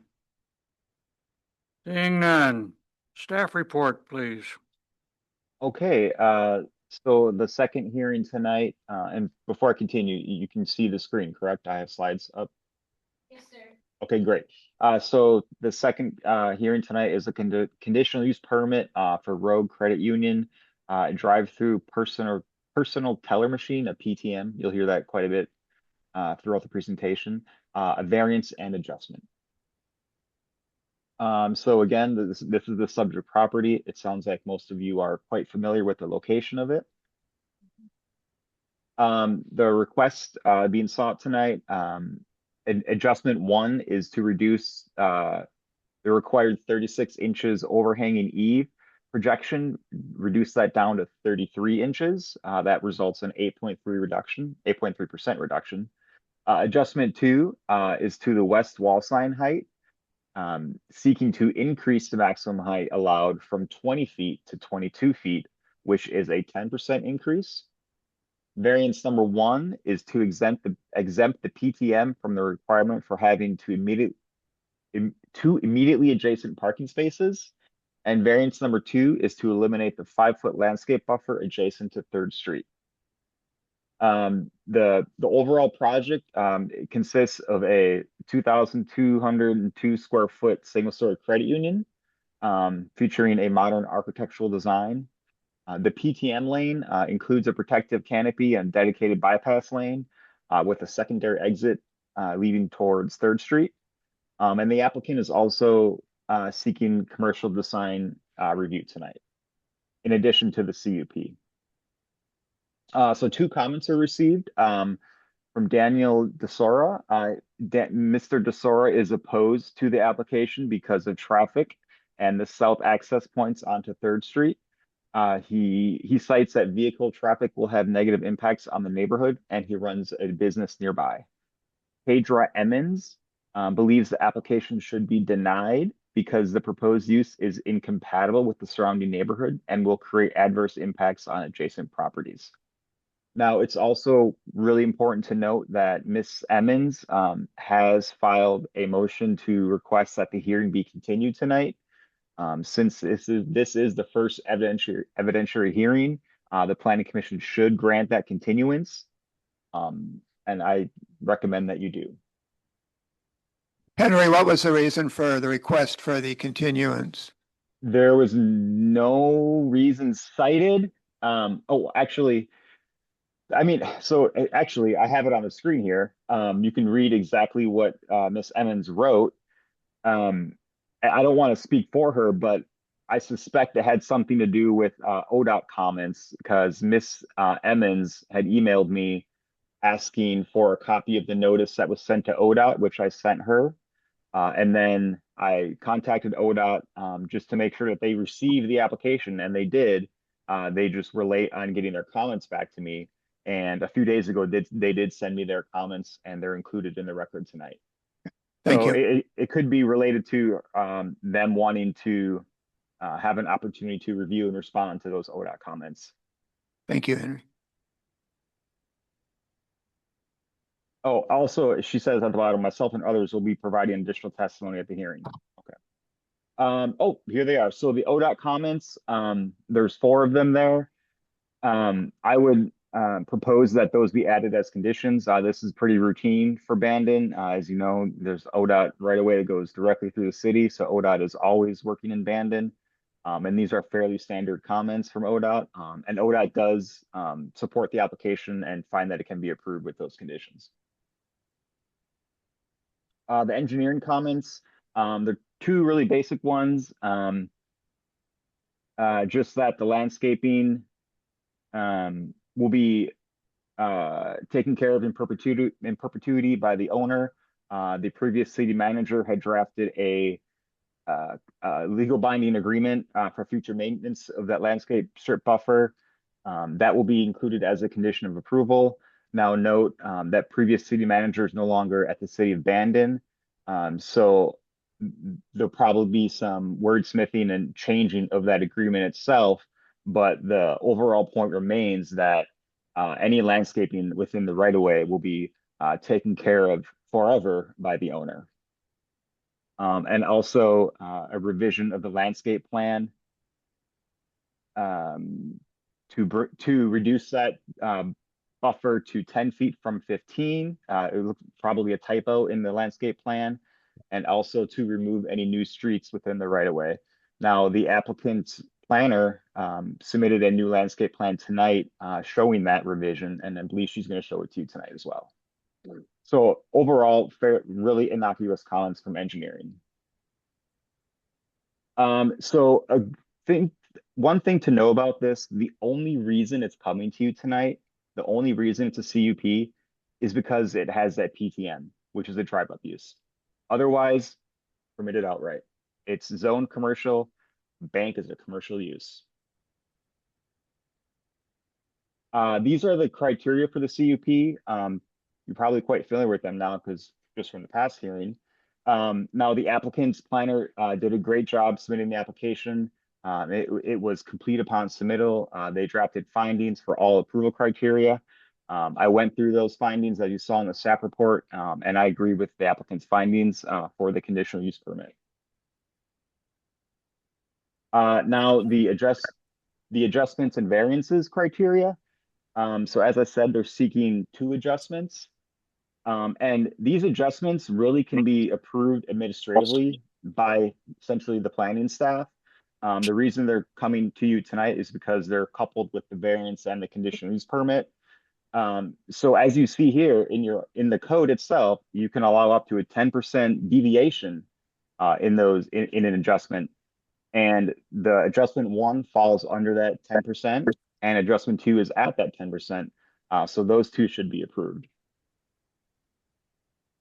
The 2 variances, again, to exempt the PMT from the required parking spaces immediately adjacent, and to eliminate the 5-foot landscape buffer adjacent to Third Street. The applicant's planner is going to address these as well in their presentation. One thing I'd like to note is the 5-foot landscape buffer. There's already a natural buffer there that is 15 feet or more in width, so that should not be a problem. This is the revised site plan. Just showing you it here. Again, I have seen the applicant's presentation and they go into depth on this. This is kind of what you could expect to see built. This is their proposed design, Road Community Credit Union. And then the two previous slides, this slide is meant to kind of conjoin them together, just give you some features that were shown on those two past slides. So 14 parking spaces, 1 is ADA and van accessible. The PTM has a covered canopy and a bypass lane. The site will be landscaped. There's a 10-foot landscape buffer adjacent to the parking area that screens the residential uses from across the street. It's important to note the property does not abut any residential properties. They are across the street. There was a lighting plan submitted. All lighting is shielded down to prevent glare and skyward illumination. The applicant was also constructing new sidewalk along 2nd Street and a new pedestrian access point along 3rd Street. And all stormwater will be retained on site in a detention pond. And then summarizing all of that, I recommend 3 conditions of approval. The first one gets back at that landscape improvement agreement to maintain the landscape in perpetuity. The second one is they think they actually met it tonight, was to revise that landscape plan. And then the third one is just kind of informational, because this happens a lot with conditional use permits and site plans. Is what you're reviewing tonight and approving tonight and what's seen on the site plans is what is allowed for development. Any enlargement beyond that is a change and needs to come back to the planning commission for review and approval. And that's all I have. I'll turn it back over to you. And you're still recommending that we continue this hearing even with this ODOT comments contained here? Yes, and I'll say that because in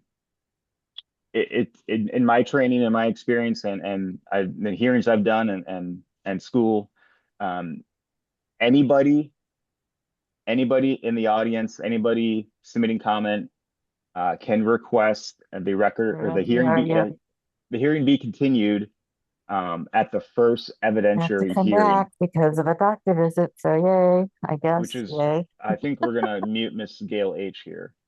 Or maybe city staff there, can you mute Gail H? So yes, I do recommend that you do, because it was requested and by law, you have to permit it if it's the first evidentiary hearing, which it is. Okay. That'll be for the deposit, and I'll use this gift card for their payments. Hey, Jana and June in the chambers there, can you mute Gail H? Hold on a second, the mouse is not working to get over. Oh no. It's stuck on the other screen. You might want to unplug the mouse and then plug it in again. That might help. You turn it on and off, maybe? Yeah. New battery. Technical difficulties. Oh, no. There we go. Sorry, go ahead. All right, we ready? Can we do this tomorrow morning when Ed will? They usually leave it on. Because it's a 500, yeah. They usually file over Hey, there in the file thing. We need to, if we have people online that are disturbing the hearing, we need to remove them. Okay. Okay. I'm trying to, but our thing isn't working, so. Let me go get a new battery. Hold on, sorry. I'm so sorry. Steve, you want to go now? She's getting the battery. Run.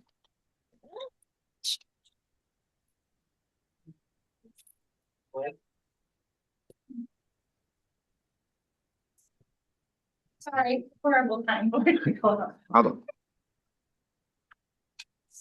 All right, maybe we can continue without her. This hearing will be orderly and courteous. When it is your turn to testify, please speak clearly and state your name for the record. The hearing will be conducted. Thank you. The applicant will go first and be allowed 20 minutes to testify. Those members of the audience who have registered to testify will be called in order, and each will be allowed 5 minutes to testify. There is 500, so, and your price is 149, so there's. Yeah. This room is Hey, available? Gail, you need to Oh, unmute Ed and told me mute. it wasn't available when I called him. Gail.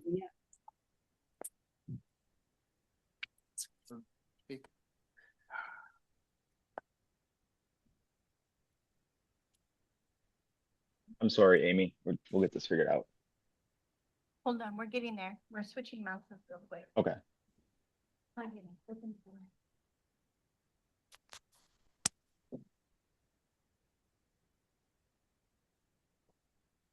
Those audience members on Zoom who wish to testify can raise your digital hand and then offer testimony when recognized. After all testimony is taken, the applicant will be given. Right, so. Okay.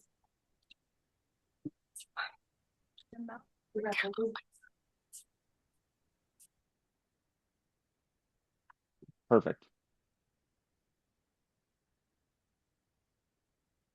Okay, it looks like they're gone. Continue, please. She's gone. Oh, thank goodness. Sorry, we're trying really hard to get the mouse to work, but it's not working. No, great job. I think we're good. We're in the clear. All right, proceed. After all testimony is taken, the applicant will be given an additional 10 minutes to follow up testimony. The Planning Commission will then close the public hearing and deliberate. Failure to raise an issue with sufficient specificity to afford this decision-making body and the parties involved an opportunity to respond precludes an appeal to the Land Use Board of Appeals based on that issue. Is the applicant or their representative here to testify? I am here. I am on Zoom. Go ahead. You have How are 20 you? Is You have someone 20 able to share my screen? Amy, do you want me to pull up your slides and run it for you? That would be fine. Okay, just give me one Or second yeah, if here. you can share the screen, I could do it as well. Oh, do you need permission to share the screen? Is that what you're asking? I think so. That would be on Janet and those You there. do not need permission. You should be able just to share your screen. So Oh, give it a there we shot. Got go. it? Okay, perfect.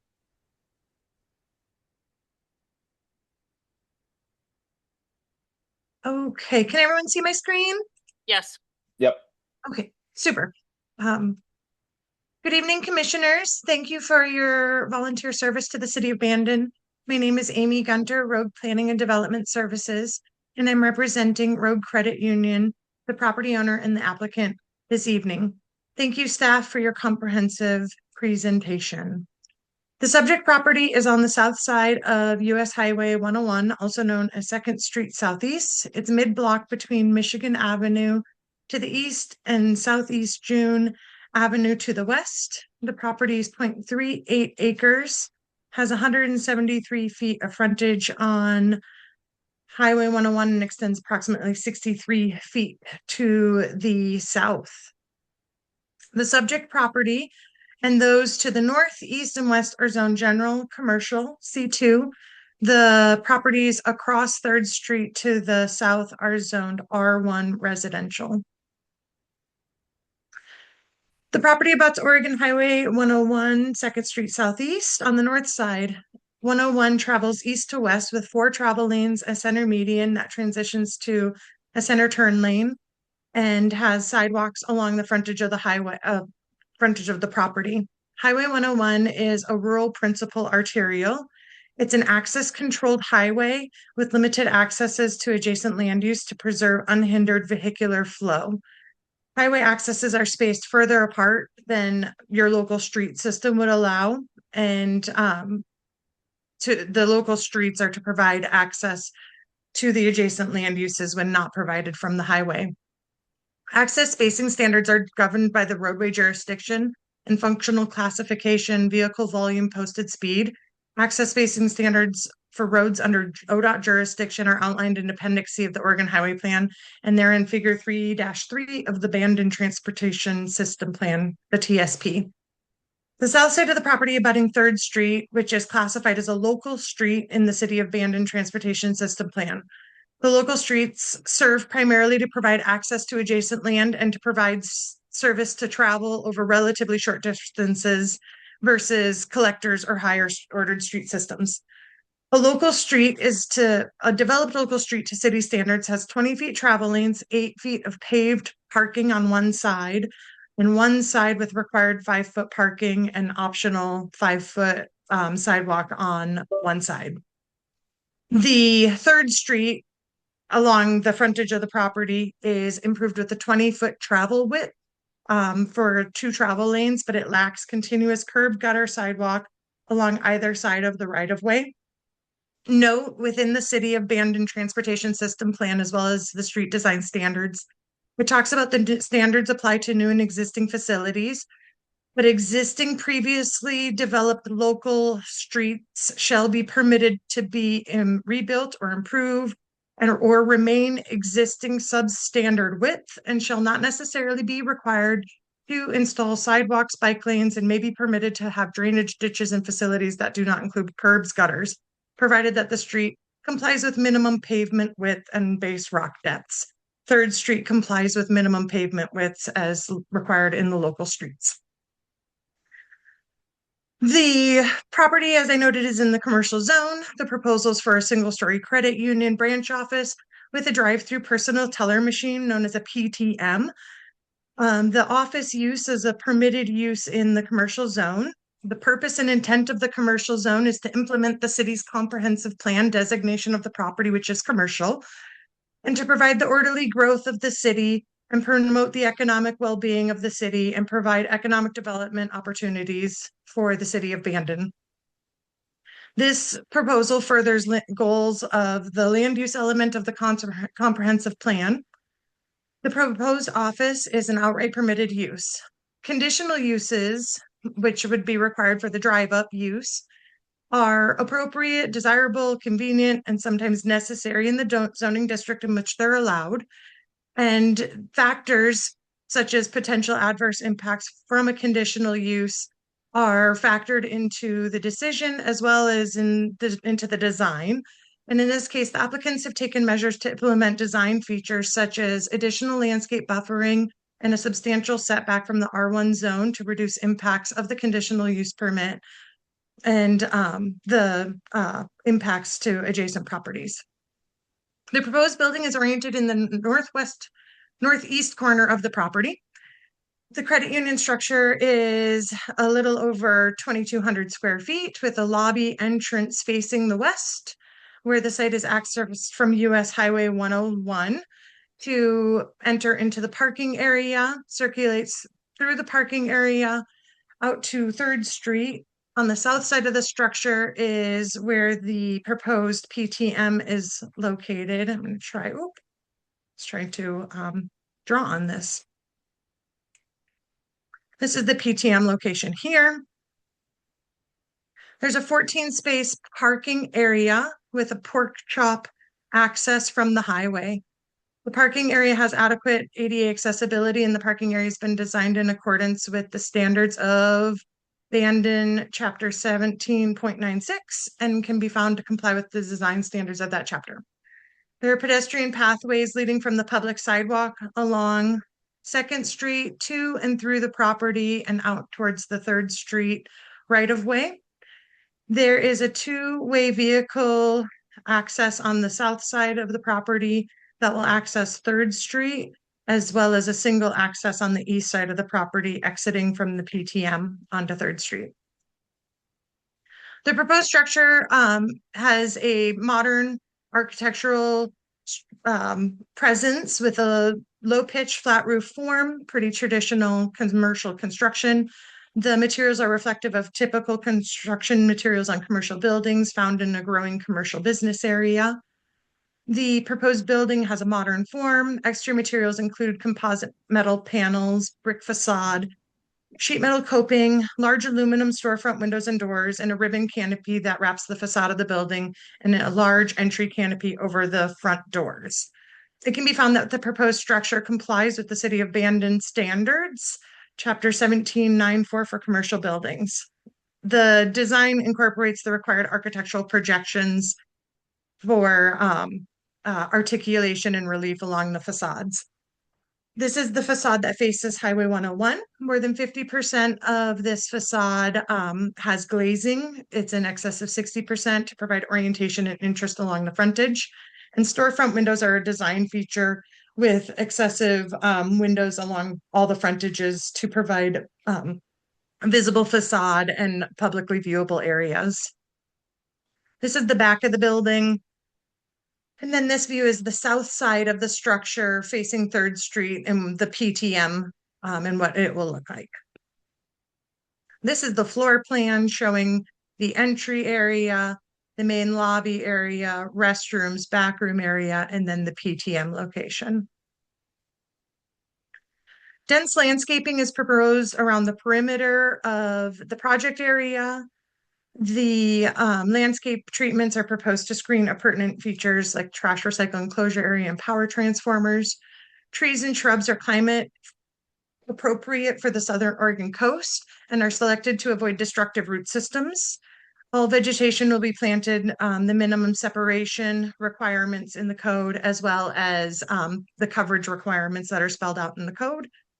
The 3rd Street frontage is proposed to have a 10-foot landscape buffering strip. This strip includes shrubbery such as rock rose and coyote bush to add height to the vegetation and further buffer the commercial use and the PTM use from the residential neighborhood across the street to the south. The civil engineering plans demonstrate adequate access, utility connections, there's stormwater detention treatment facilities, and appropriate improvements for parking area. Highway 101 or 2nd Street is an Oregon Department of Transportation highway through the City of Bandon. ODOT is responsible for maintaining the requirements for access, including spacing between driveways, intersection, alignment with other driveways, sight distance, angle of approach, width and amount of approach, and number and the frontage improvements required. In the preferred highway design, this property actually would not have any access from Highway 101. But because there's an existing driveway apron that is on the property, this property is able to retain its legal access to US Highway 101. If there hadn't been a driveway, we would have no access. We worked extensively with the Oregon Department of Transportation highway engineers to locate this driveway in this configuration, in this location. And that was due to the site distances, the curvature of the road, the grade of the road, the proximity of the 2 street intersections, and then the proximity of the driveway leading into and out of the RV park across the Highway 101. They have full access movement. So this property cannot have full access movement to the highway. It's restricted to a right in, right out only movement on the highway. So this plan has been preliminary agreed to and approved by ODOT. There's the standard conditions of approval regarding construction documents and different approvals for driveways and so forth, which we agree to. Those are very standard conditions of approval. The other driveways that are coming out onto 3rd Street, to reduce the impacts from them, this driveway on the south side, it aligns fairly closely with Lexington. That's what you're seeing here. So this is aligning at a street intersection to reduce impacts to any of the adjacent neighbors from headlights or traffic impacts. Effectively, this is going to function similar to like a 4-way intersection.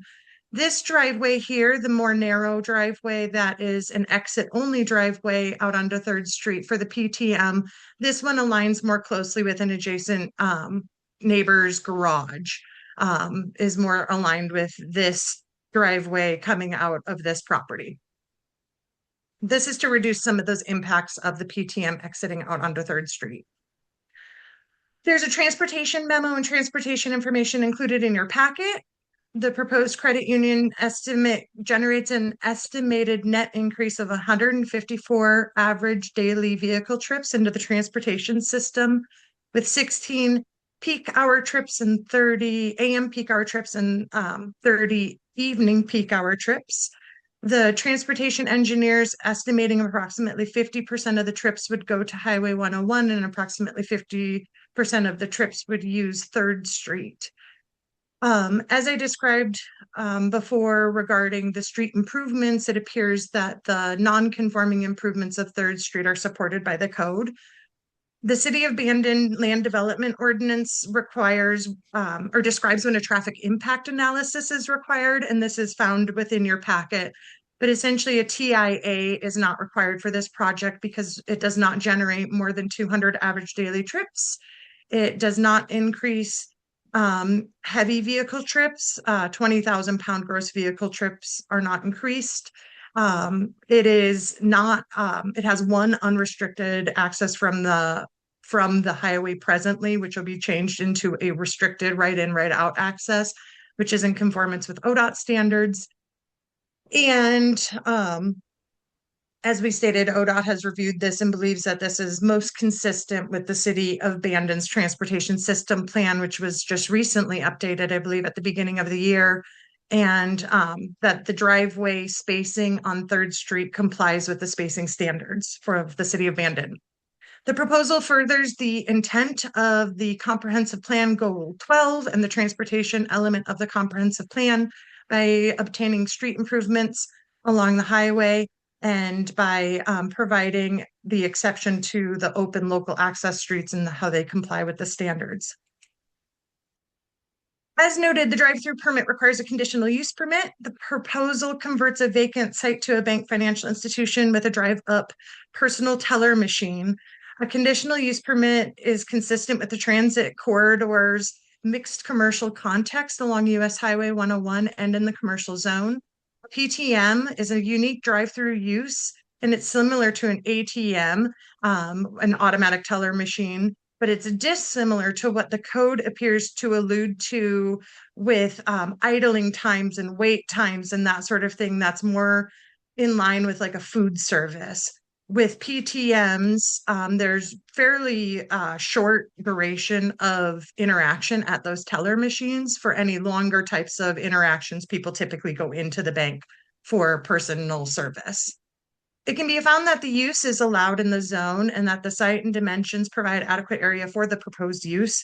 It can be found that aesthetic design treatments are used to mitigate adverse impacts on surrounding properties and uses. The drive-through lanes are relatively flat with grade. Wait times will be very limited. PTM aisle is a substantial distance from the residential property lines, which are located across the public right-of-way. Residentially zoned land doesn't abut the site. It's 60 feet of right-of-way between the property lines and the property line to property line. And then there's an additional 22 feet of setback from Rogue's property line to the PTM. So more than 80 feet of separation from the R-zoned properties to the PTM. The proposal maintains an appropriate commercial to neighborhood interface with landscape setbacks, foundation planting, shielded lights to reduce impacts to the adjacent property, and the proposal is supported by the comprehensive plan goals for compatible commercial infill and highway corridor design. It can be found that the PTM will not have adverse impacts on the adjacent property as described by ordinance, with the substantial setback, orientation away from the R zone, increased landscape buffer, and it does not operate with like a food service with anticipated wait time for food, drink preparation, waiting in line for stacking of drink service and so forth. They're designed for short duration, single vehicle transactions with the 2 outbound lanes onto Third Street, including one dedicated PTM line. And this configuration effectively manages peak demand and supports outbound movements and preserved site distances. There are a few adjustments noted in the staff report and in the application. One is for the overhang to reduce the width of that. primarily because of the setback of the building from the rights of way. The overhang would appear to be something to increase pedestrian cover.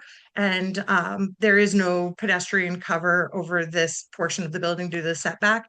So the pedestrian cover is the 10-foot entrance over the door.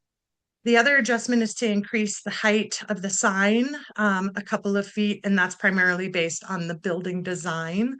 And then it will not impair the neighbor property functions or create glare or sightline issues. Each adjustment is limited to the dimensional standards and non-conflict with building code requirements or engineering standard requirements or building height limitations or public safety standards. And then there's a couple of variants listed. One is for the 2 spaces required immediately adjacent to drive-up facilities. I go into much greater detail in the findings regarding this, but in our discussions with staff, we believe that this was primarily for times when you go to a drive-through and they don't have whatever it is they're prepared, and they ask you to pull forward and wait. And so that's not something that would happen at a PTM drive-through. They do not have the longer wait times for food preparation, and you help yourself right there. And then if you can't help yourself, you go around and you go into the bank. So it doesn't appear that there's like a need for those 2 parking spaces outside of the PTM drive up. There is a dual lane egress so that if someone doesn't want to wait, they can just drive past and not stack behind someone who's using a PTM. The second variance is to the request to not install the landscape buffer along the parking drive aisle adjacent to 3rd Street. And that's primarily due to the overly wide 3rd Street unimproved right of way, and that we're increasing the amount of landscaping substantially within that right of way and but outside the vision clearance triangles. As expressed in the findings, we believe that the criteria is met. There's unique circumstances based on necessity, and that the 2 adjacent space requirements partially based on a human staff teller style drive up. The subject facility being an automated PTM with brief unstaffed transactions and no operational need for proximate parking. The site circulation includes the dual lane egress and an internal drive aisle that will support efficient vehicle flow. Additionally, there's ample general parking provided near the entrance for staff and customers that want to have in-person interactions or longer banking interactions. The request is the minimum necessary. We are seeking complete exemption to that standard based on Please the conclude your presentation. Thank you. I'm sorry. Please conclude your presentation. Your 20 minutes are up. Yes, sir. I will click through. This is the picture of the monument sign. It's 55 square feet. The other signs are shown on the elevation of the buildings in the packet. And we believe that this application has addressed the criteria that can be met with the imposition of conditions of approval. We have read and agree with the recommended recommendations from City of Bandon Planning Department staff. If the commissioners have any questions or comments that I could provide additional information during the continuation period, that would be wonderful. Thank you. Thank you. Are there any members of the audience who wish to testify? Sherry, you're up.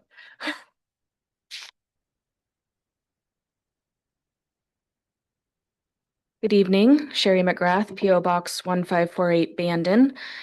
I'm specifically here, Kadra is here as well, who provided testimony and asked for the continuance. I was also going to ask for a continuance. I am specifically here to talk about not the bank use itself, but this drive-through. And the drive-through is a conditional use permit, but it's off of 3rd Street. And 3rd Street is the only street on that side of Highway 101 that connects all of Bandon. So it's a very highly trafficked, a lot of pedestrian walkways. So right now it's already tricky with a 2-lane road and you have pedestrians on both sides all day long, every day. So as a conditional use permit, you do have the right to require a TIA. It doesn't matter what the trip generation is, that's a different criteria. So a few thoughts that I had for you is that the proposed drive-through circulation pattern warrants preparation of a TIA. They did provide the 154 trips per day. That is based on a 9 to 5 bank. We're talking about a 24/7 use along a residential neighborhood. That trip per day is not relevant at this site-specific location. The unique operational and safety characteristics of the site create a reasonable basis for requiring the analysis. So BMC 161210 specifically addresses conditional uses and states that conditional uses are those which may be appropriate, desirable, convenient, or necessary, but which by reason of their height, bulk, or the creation of traffic hazards or parking problems or other adverse conditions may be injurious to the public safety, welfare, comfort, and convenience unless appropriate conditions are imposed. So the introduction of this 24/7 drive-through creates a traffic hazard, parking problems, or pedestrian problems and safety concerning all involved. The TIA is necessary to evaluate pedestrian exposure, available clear travel width for both vehicles and pedestrians, vehicle yielding behavior, conflict frequency, intersection impacts at Highway 101 in Michigan, Highway 101 in June, and 3rd Street at both Michigan and June. Without this analysis, the city lacks substantial evidence to conclude the circulation system safety accommodates both pedestrian and vehicle traffic. BMC 161220 specifically grants the Planning Commission, to impose conditions to assure that the use is compatible with other uses in the vicinity. Those conditions include, but are not limited to, out of your ordinance, controlling the location and number of vehicle access points, requiring additional right-of-way width, requiring public improvements, including sidewalks and bike paths, requiring fencing to protect adjacent and nearby property, requiring design features which minimize environmental impacts such as noise, vibration, air pollution, glare, odor, and dust, and limiting the hours, days, and place and manner of operations. The Planning Commission should consider whether drive-through is appropriate for this residential neighborhood, and specifically this portion of 3rd Street that serves as the only street connection on this side of Highway 101. If the commission finds that the use is compatible for this section of 3rd Street, the following should be considered. Limiting the hours of operation to 9 to 5. Provide fencing and gated entry points along 3rd Street to prevent 24/7 use. Require fencing to be solid. Require a sidewalk to be constructed on the north side of 3rd Street, starting at Highway 101 and Michigan, I don't know what's wrong with me, and ending at Highway 101 and June. That would create a pedestrian circulation. The applicant has also applied for 2 variances, both of which are self-inflicted simply because they don't want to work within the design standards. They said in their testimony tonight that they have increased setback and landscaping along 3rd. That's not accurate. They have provided no setback at the drive-through, and they're not proposing any landscaping on their property. Lastly, they said necessity is a reason to support the variance. That is not a unique situation. Thank you. Yes, I appreciate that. Allergies. Is there any questions for me? Thank you. I just had one. So your first inclination would be just deny the application. Your second would be as a condition of approval to do the transportation study. I don't think that the drive-through is necessary for the bank to have service there. Their current location has a park and walk-up ATM. It's not like their customers are saying, if you don't provide this, then we're going to take our business elsewhere. So it's not a necessity, it's a convenience only. Okay, thank you.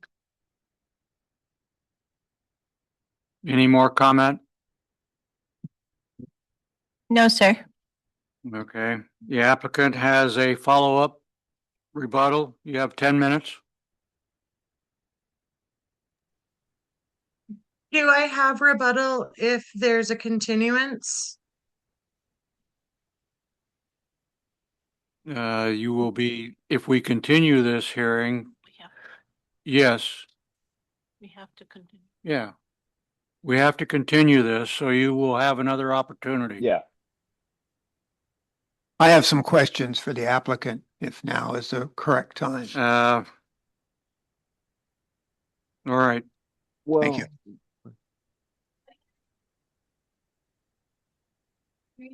To say? I can hear you.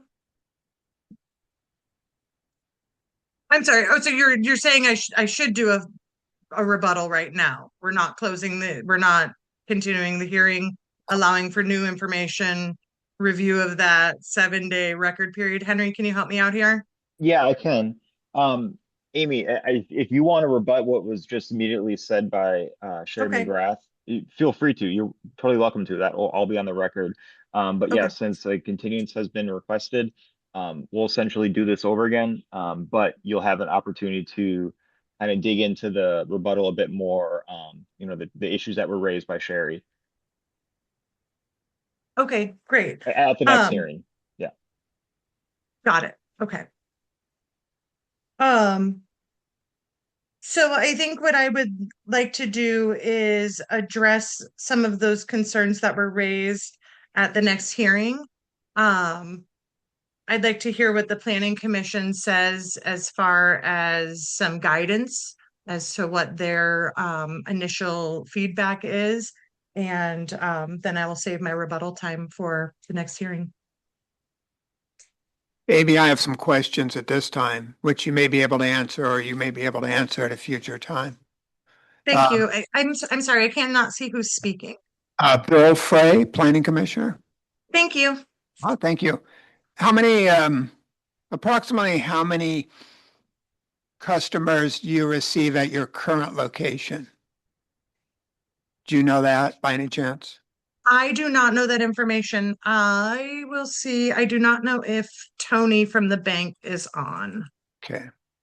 Because a good point was brought up, or I felt it was a good point, was, and correct me if I'm wrong, the estimated average number of vehicle travel to this proposed site was 154, split 50-50 ingress between 101 and 3rd Street. So it'd be interesting to know how that works out to your current usage at your current location, along with of your current usage, how many are ATM users versus how many are go inside the branch users? If you could look into that, please. I absolutely can look into it. And I did want to address that the traffic impact analysis doesn't only talk about walk-up banks. Traffic impact analysis are based on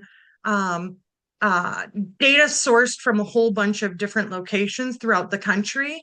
And like, for example, page 7 talks about a drive-in bank. So it's not an accurate statement to say it's only based on walk-up information. And my guess, I would check with the transportation engineer before I say this affirmatively, is that my guess the definition of a bank through the TIA documents includes things like drive-up ATMs and those sorts of things. Because it's a typical bank function. So I did want to address that the information that's within that traffic impact memo does refer to numerous banks from around the country, and that's how they do traffic impact analysis.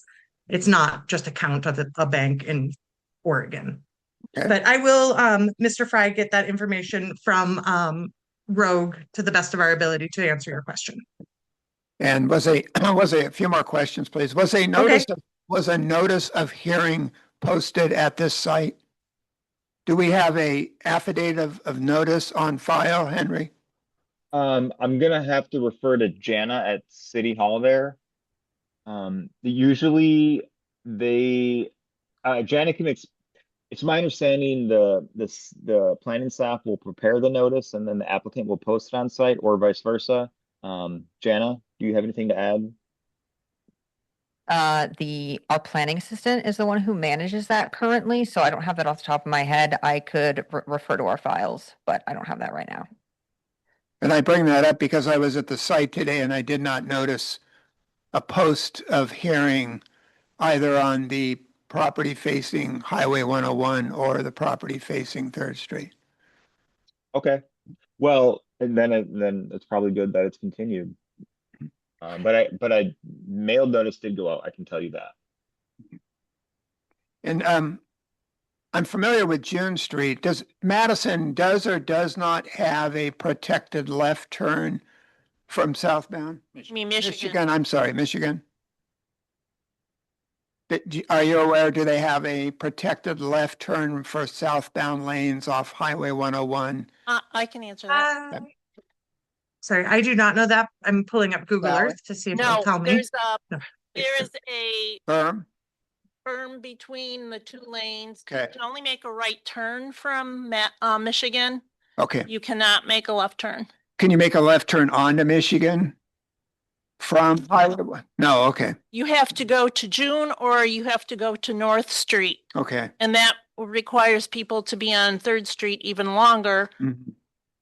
Okay, good, thank you. That explains that explains the ingress egress off of Highway 101 into this proposed site. Which my estimation, my opinion from living in that area would be that if you can only make a right turn from the current situation, you're going to have to go either further than you want to and come around because there's no way to make a left turn, or you're going to go on Third Street, which means we're going to have even more increased traffic on Third Street because they'll be going on the egress and they'll be turning right and to go back to the west side of town.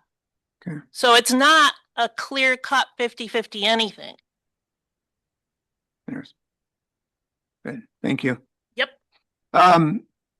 Amy, a few more questions. Are you aware, does Road Credit Union, you know you have a number of locations in different states. Are you aware of any of those locations that have residential units on one or more sides of the property? Like residentially zoned property adjacent to them? Yes, similar to our circumstance here in Bandon. Well, there's no residential property adjacent in Bandon. There's residential property across a public right of way. Okay. And that's an important distinction. Okay. I But stand corrected. I do not know. I can't speak to that. I feel like they're almost all, at least the ones I'm aware of, are all in like really commercial corridors along Highway 99, along 101. They're all along commercial roads primarily that I'm aware of. Can you look into that, please? I will. Okay. Bill, are you done or do you? I have one more. Okay. I'm sorry. No problem. Amy, are you familiar with a Road Credit Union building being constructed in Coos Bay off the Highway 101? I am familiar with that. Does that facility only have ingress and egress onto 101, or is there going to be ingress and egress off of the northbound lanes over by the Dutch Brothers? Give me 1 minute and I will look at the file. I happen to be the planner on that one, Oh, so great. I'm aware. Okay, thank you.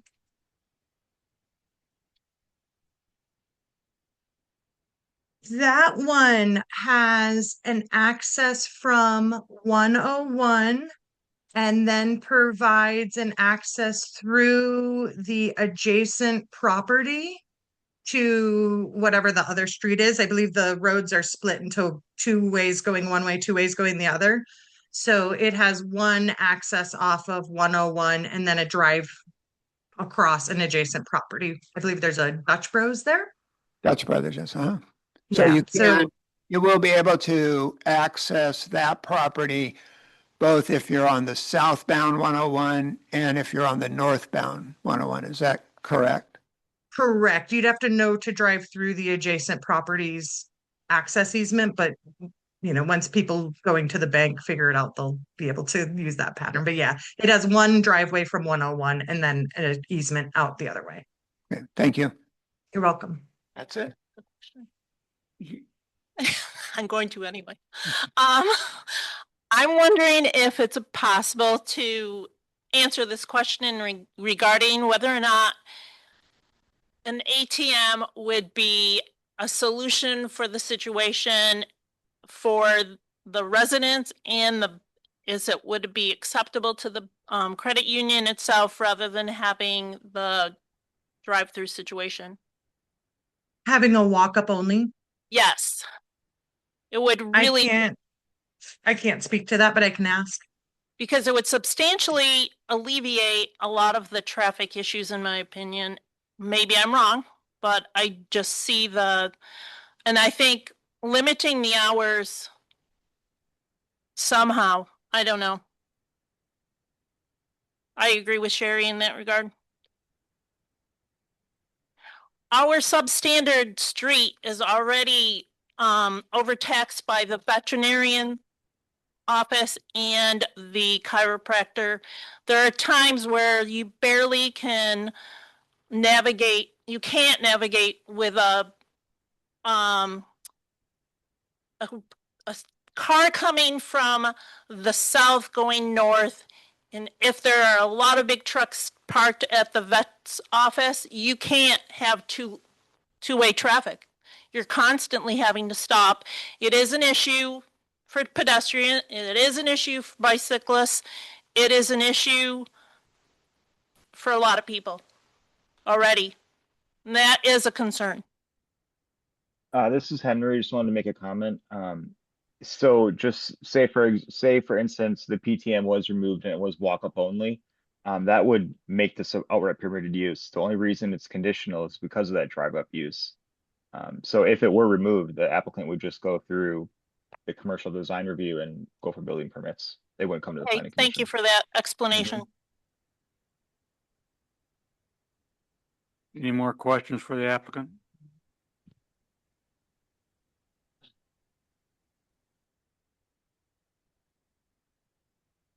You certainly have designed a really beautiful building. So good job on that.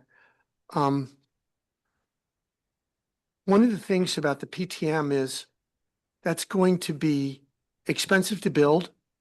And I know from experience servicing ATMs, it's also going to be expensive to maintain. If you didn't have a PTM, a number of issues would be solved. And it would actually make it less expensive for you to build this structure, and certainly less expensive to maintain this structure if you went with walk-up ATMs. It would also be more environmentally friendly because a number of cities in Oregon are banning drive-throughs, except where they're genuinely needed, like drive-up pharmacies, because it wastes fuel and it adds to air pollution. So having a drive-through is not really very environmentally friendly, just something perhaps to keep in mind. The other question I had was, I understand having the access from 101. Why do you need to have access from 3rd Street? Why isn't access from 101 sufficient?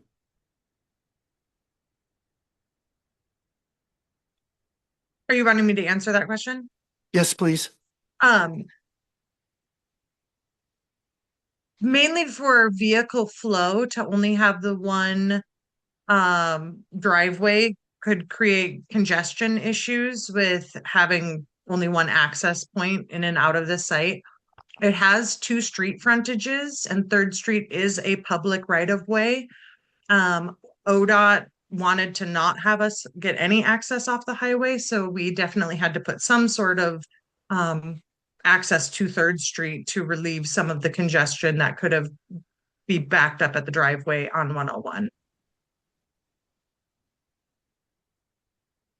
That doesn't actually sound particularly compelling, if you don't mind my saying so. There'd be no southbound exit if they only had the 101. The only way to get southbound is to go through there. Right, I realize that. Well, they'd have to go roundabout. You're right.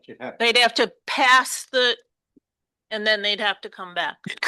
You'd create traffic on other streets. Yeah. Basically. 3rd anyway, Right.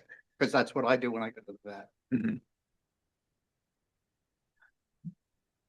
Any more questions for the applicant? All right. At this point in time, we need a motion to keep the record open and continue the hearing at a future date and time, which would probably be the next planning commission meeting. I so move. Second. I have a motion and a second to continue this hearing until next scheduled meeting. Roll call vote.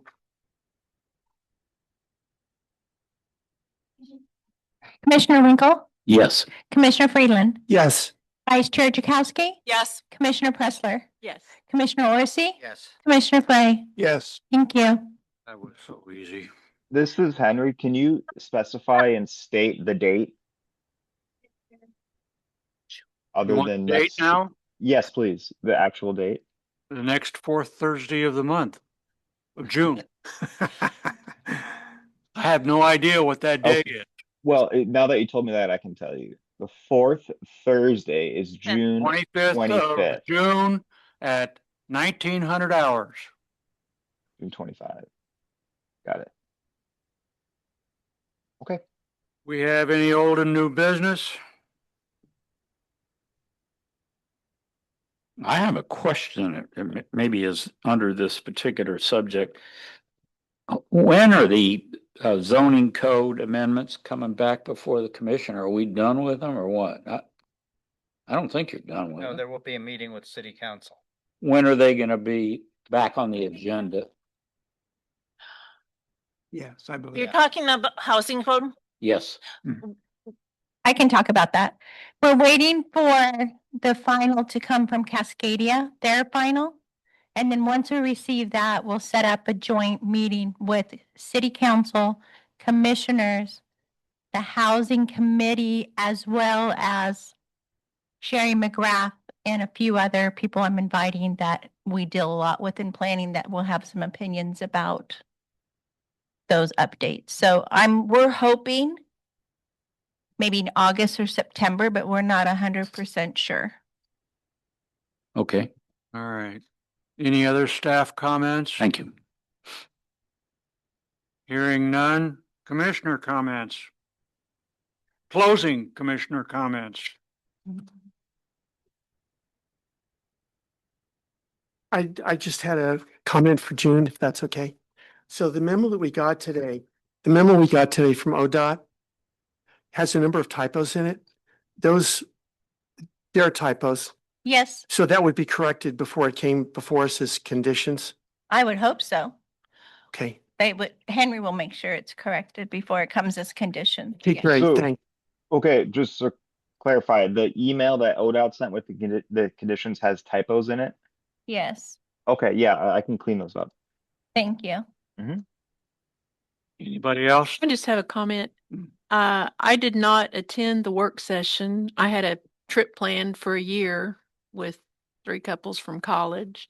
Oh, But the problem is we just get these dates and I mean, if you're available, you go. If you're not, but who sets these dates? Does anybody ever poll to see City if every- council likes Mondays. Okay. The other issue I have is I'm still working. Usually my dockets are set 2 or 3 months in advance and I'm not available at 1:30 on Monday. So I would love to attend, but that's why I yeah. often don't. You're not the only one that has other commitments on I- Monday afternoons. I don't, I know you have a really important one too, because I know what it is. But, but it would be nice if, maybe you could do a polling of when. Yeah, well, it'd be nice if she gave a little consideration to everyone else. I've had my word with the mayor, so, Okay. and it hasn't, wherever it's gone, it hasn't. Okay. Thank you. Okay, Wait. You know, I always have something. I was hoping to get past. Sorry, Don. Couple of quick ones. Just as always, thanks to everybody who attended tonight, both in person and via Zoom. Appreciate all your time. I know it's been a longer meeting than normal, so thank you very much for all your input and testimony and ideas. And I was just going to ask June, did you need to go over this agenda item or just for us to read? This is what our pro tem city manager Paula Burris presented to city council as what we're doing as an interim kind of how we're feeling in for planning department right now. So we just wanted you as planning commissioners to know what we were doing. Great. So that's all. So I gave it all to you so you can read it. And if you have questions, you can get a hold of Paula Burris or myself and we can help you answer questions. Thank you. That brings up something else. I've been, No, I'm sorry. We have to close.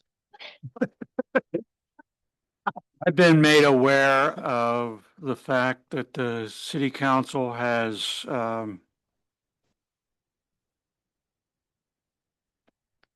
been hashing around the idea that we do not need a particular person that we can talk to as staff, as a staff appointee that sits over there in that chair.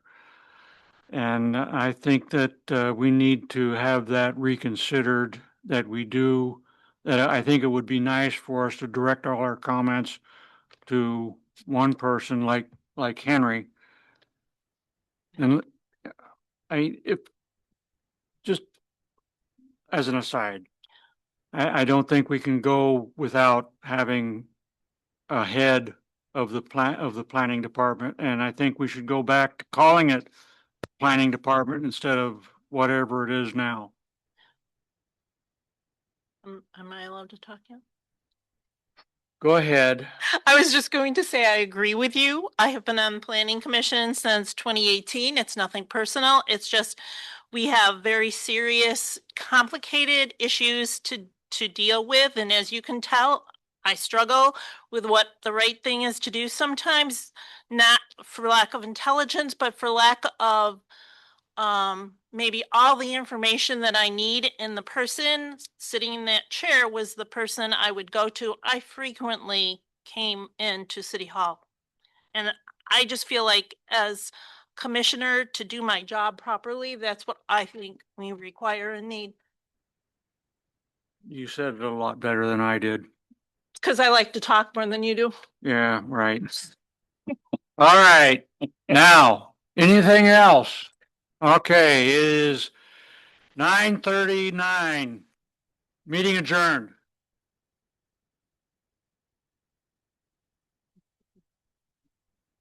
Oh, I think we're all gonna have trouble getting up. We're Here's, older. But Thank you. Yeah. Good night. Bye. yes, thank you. All right, bye.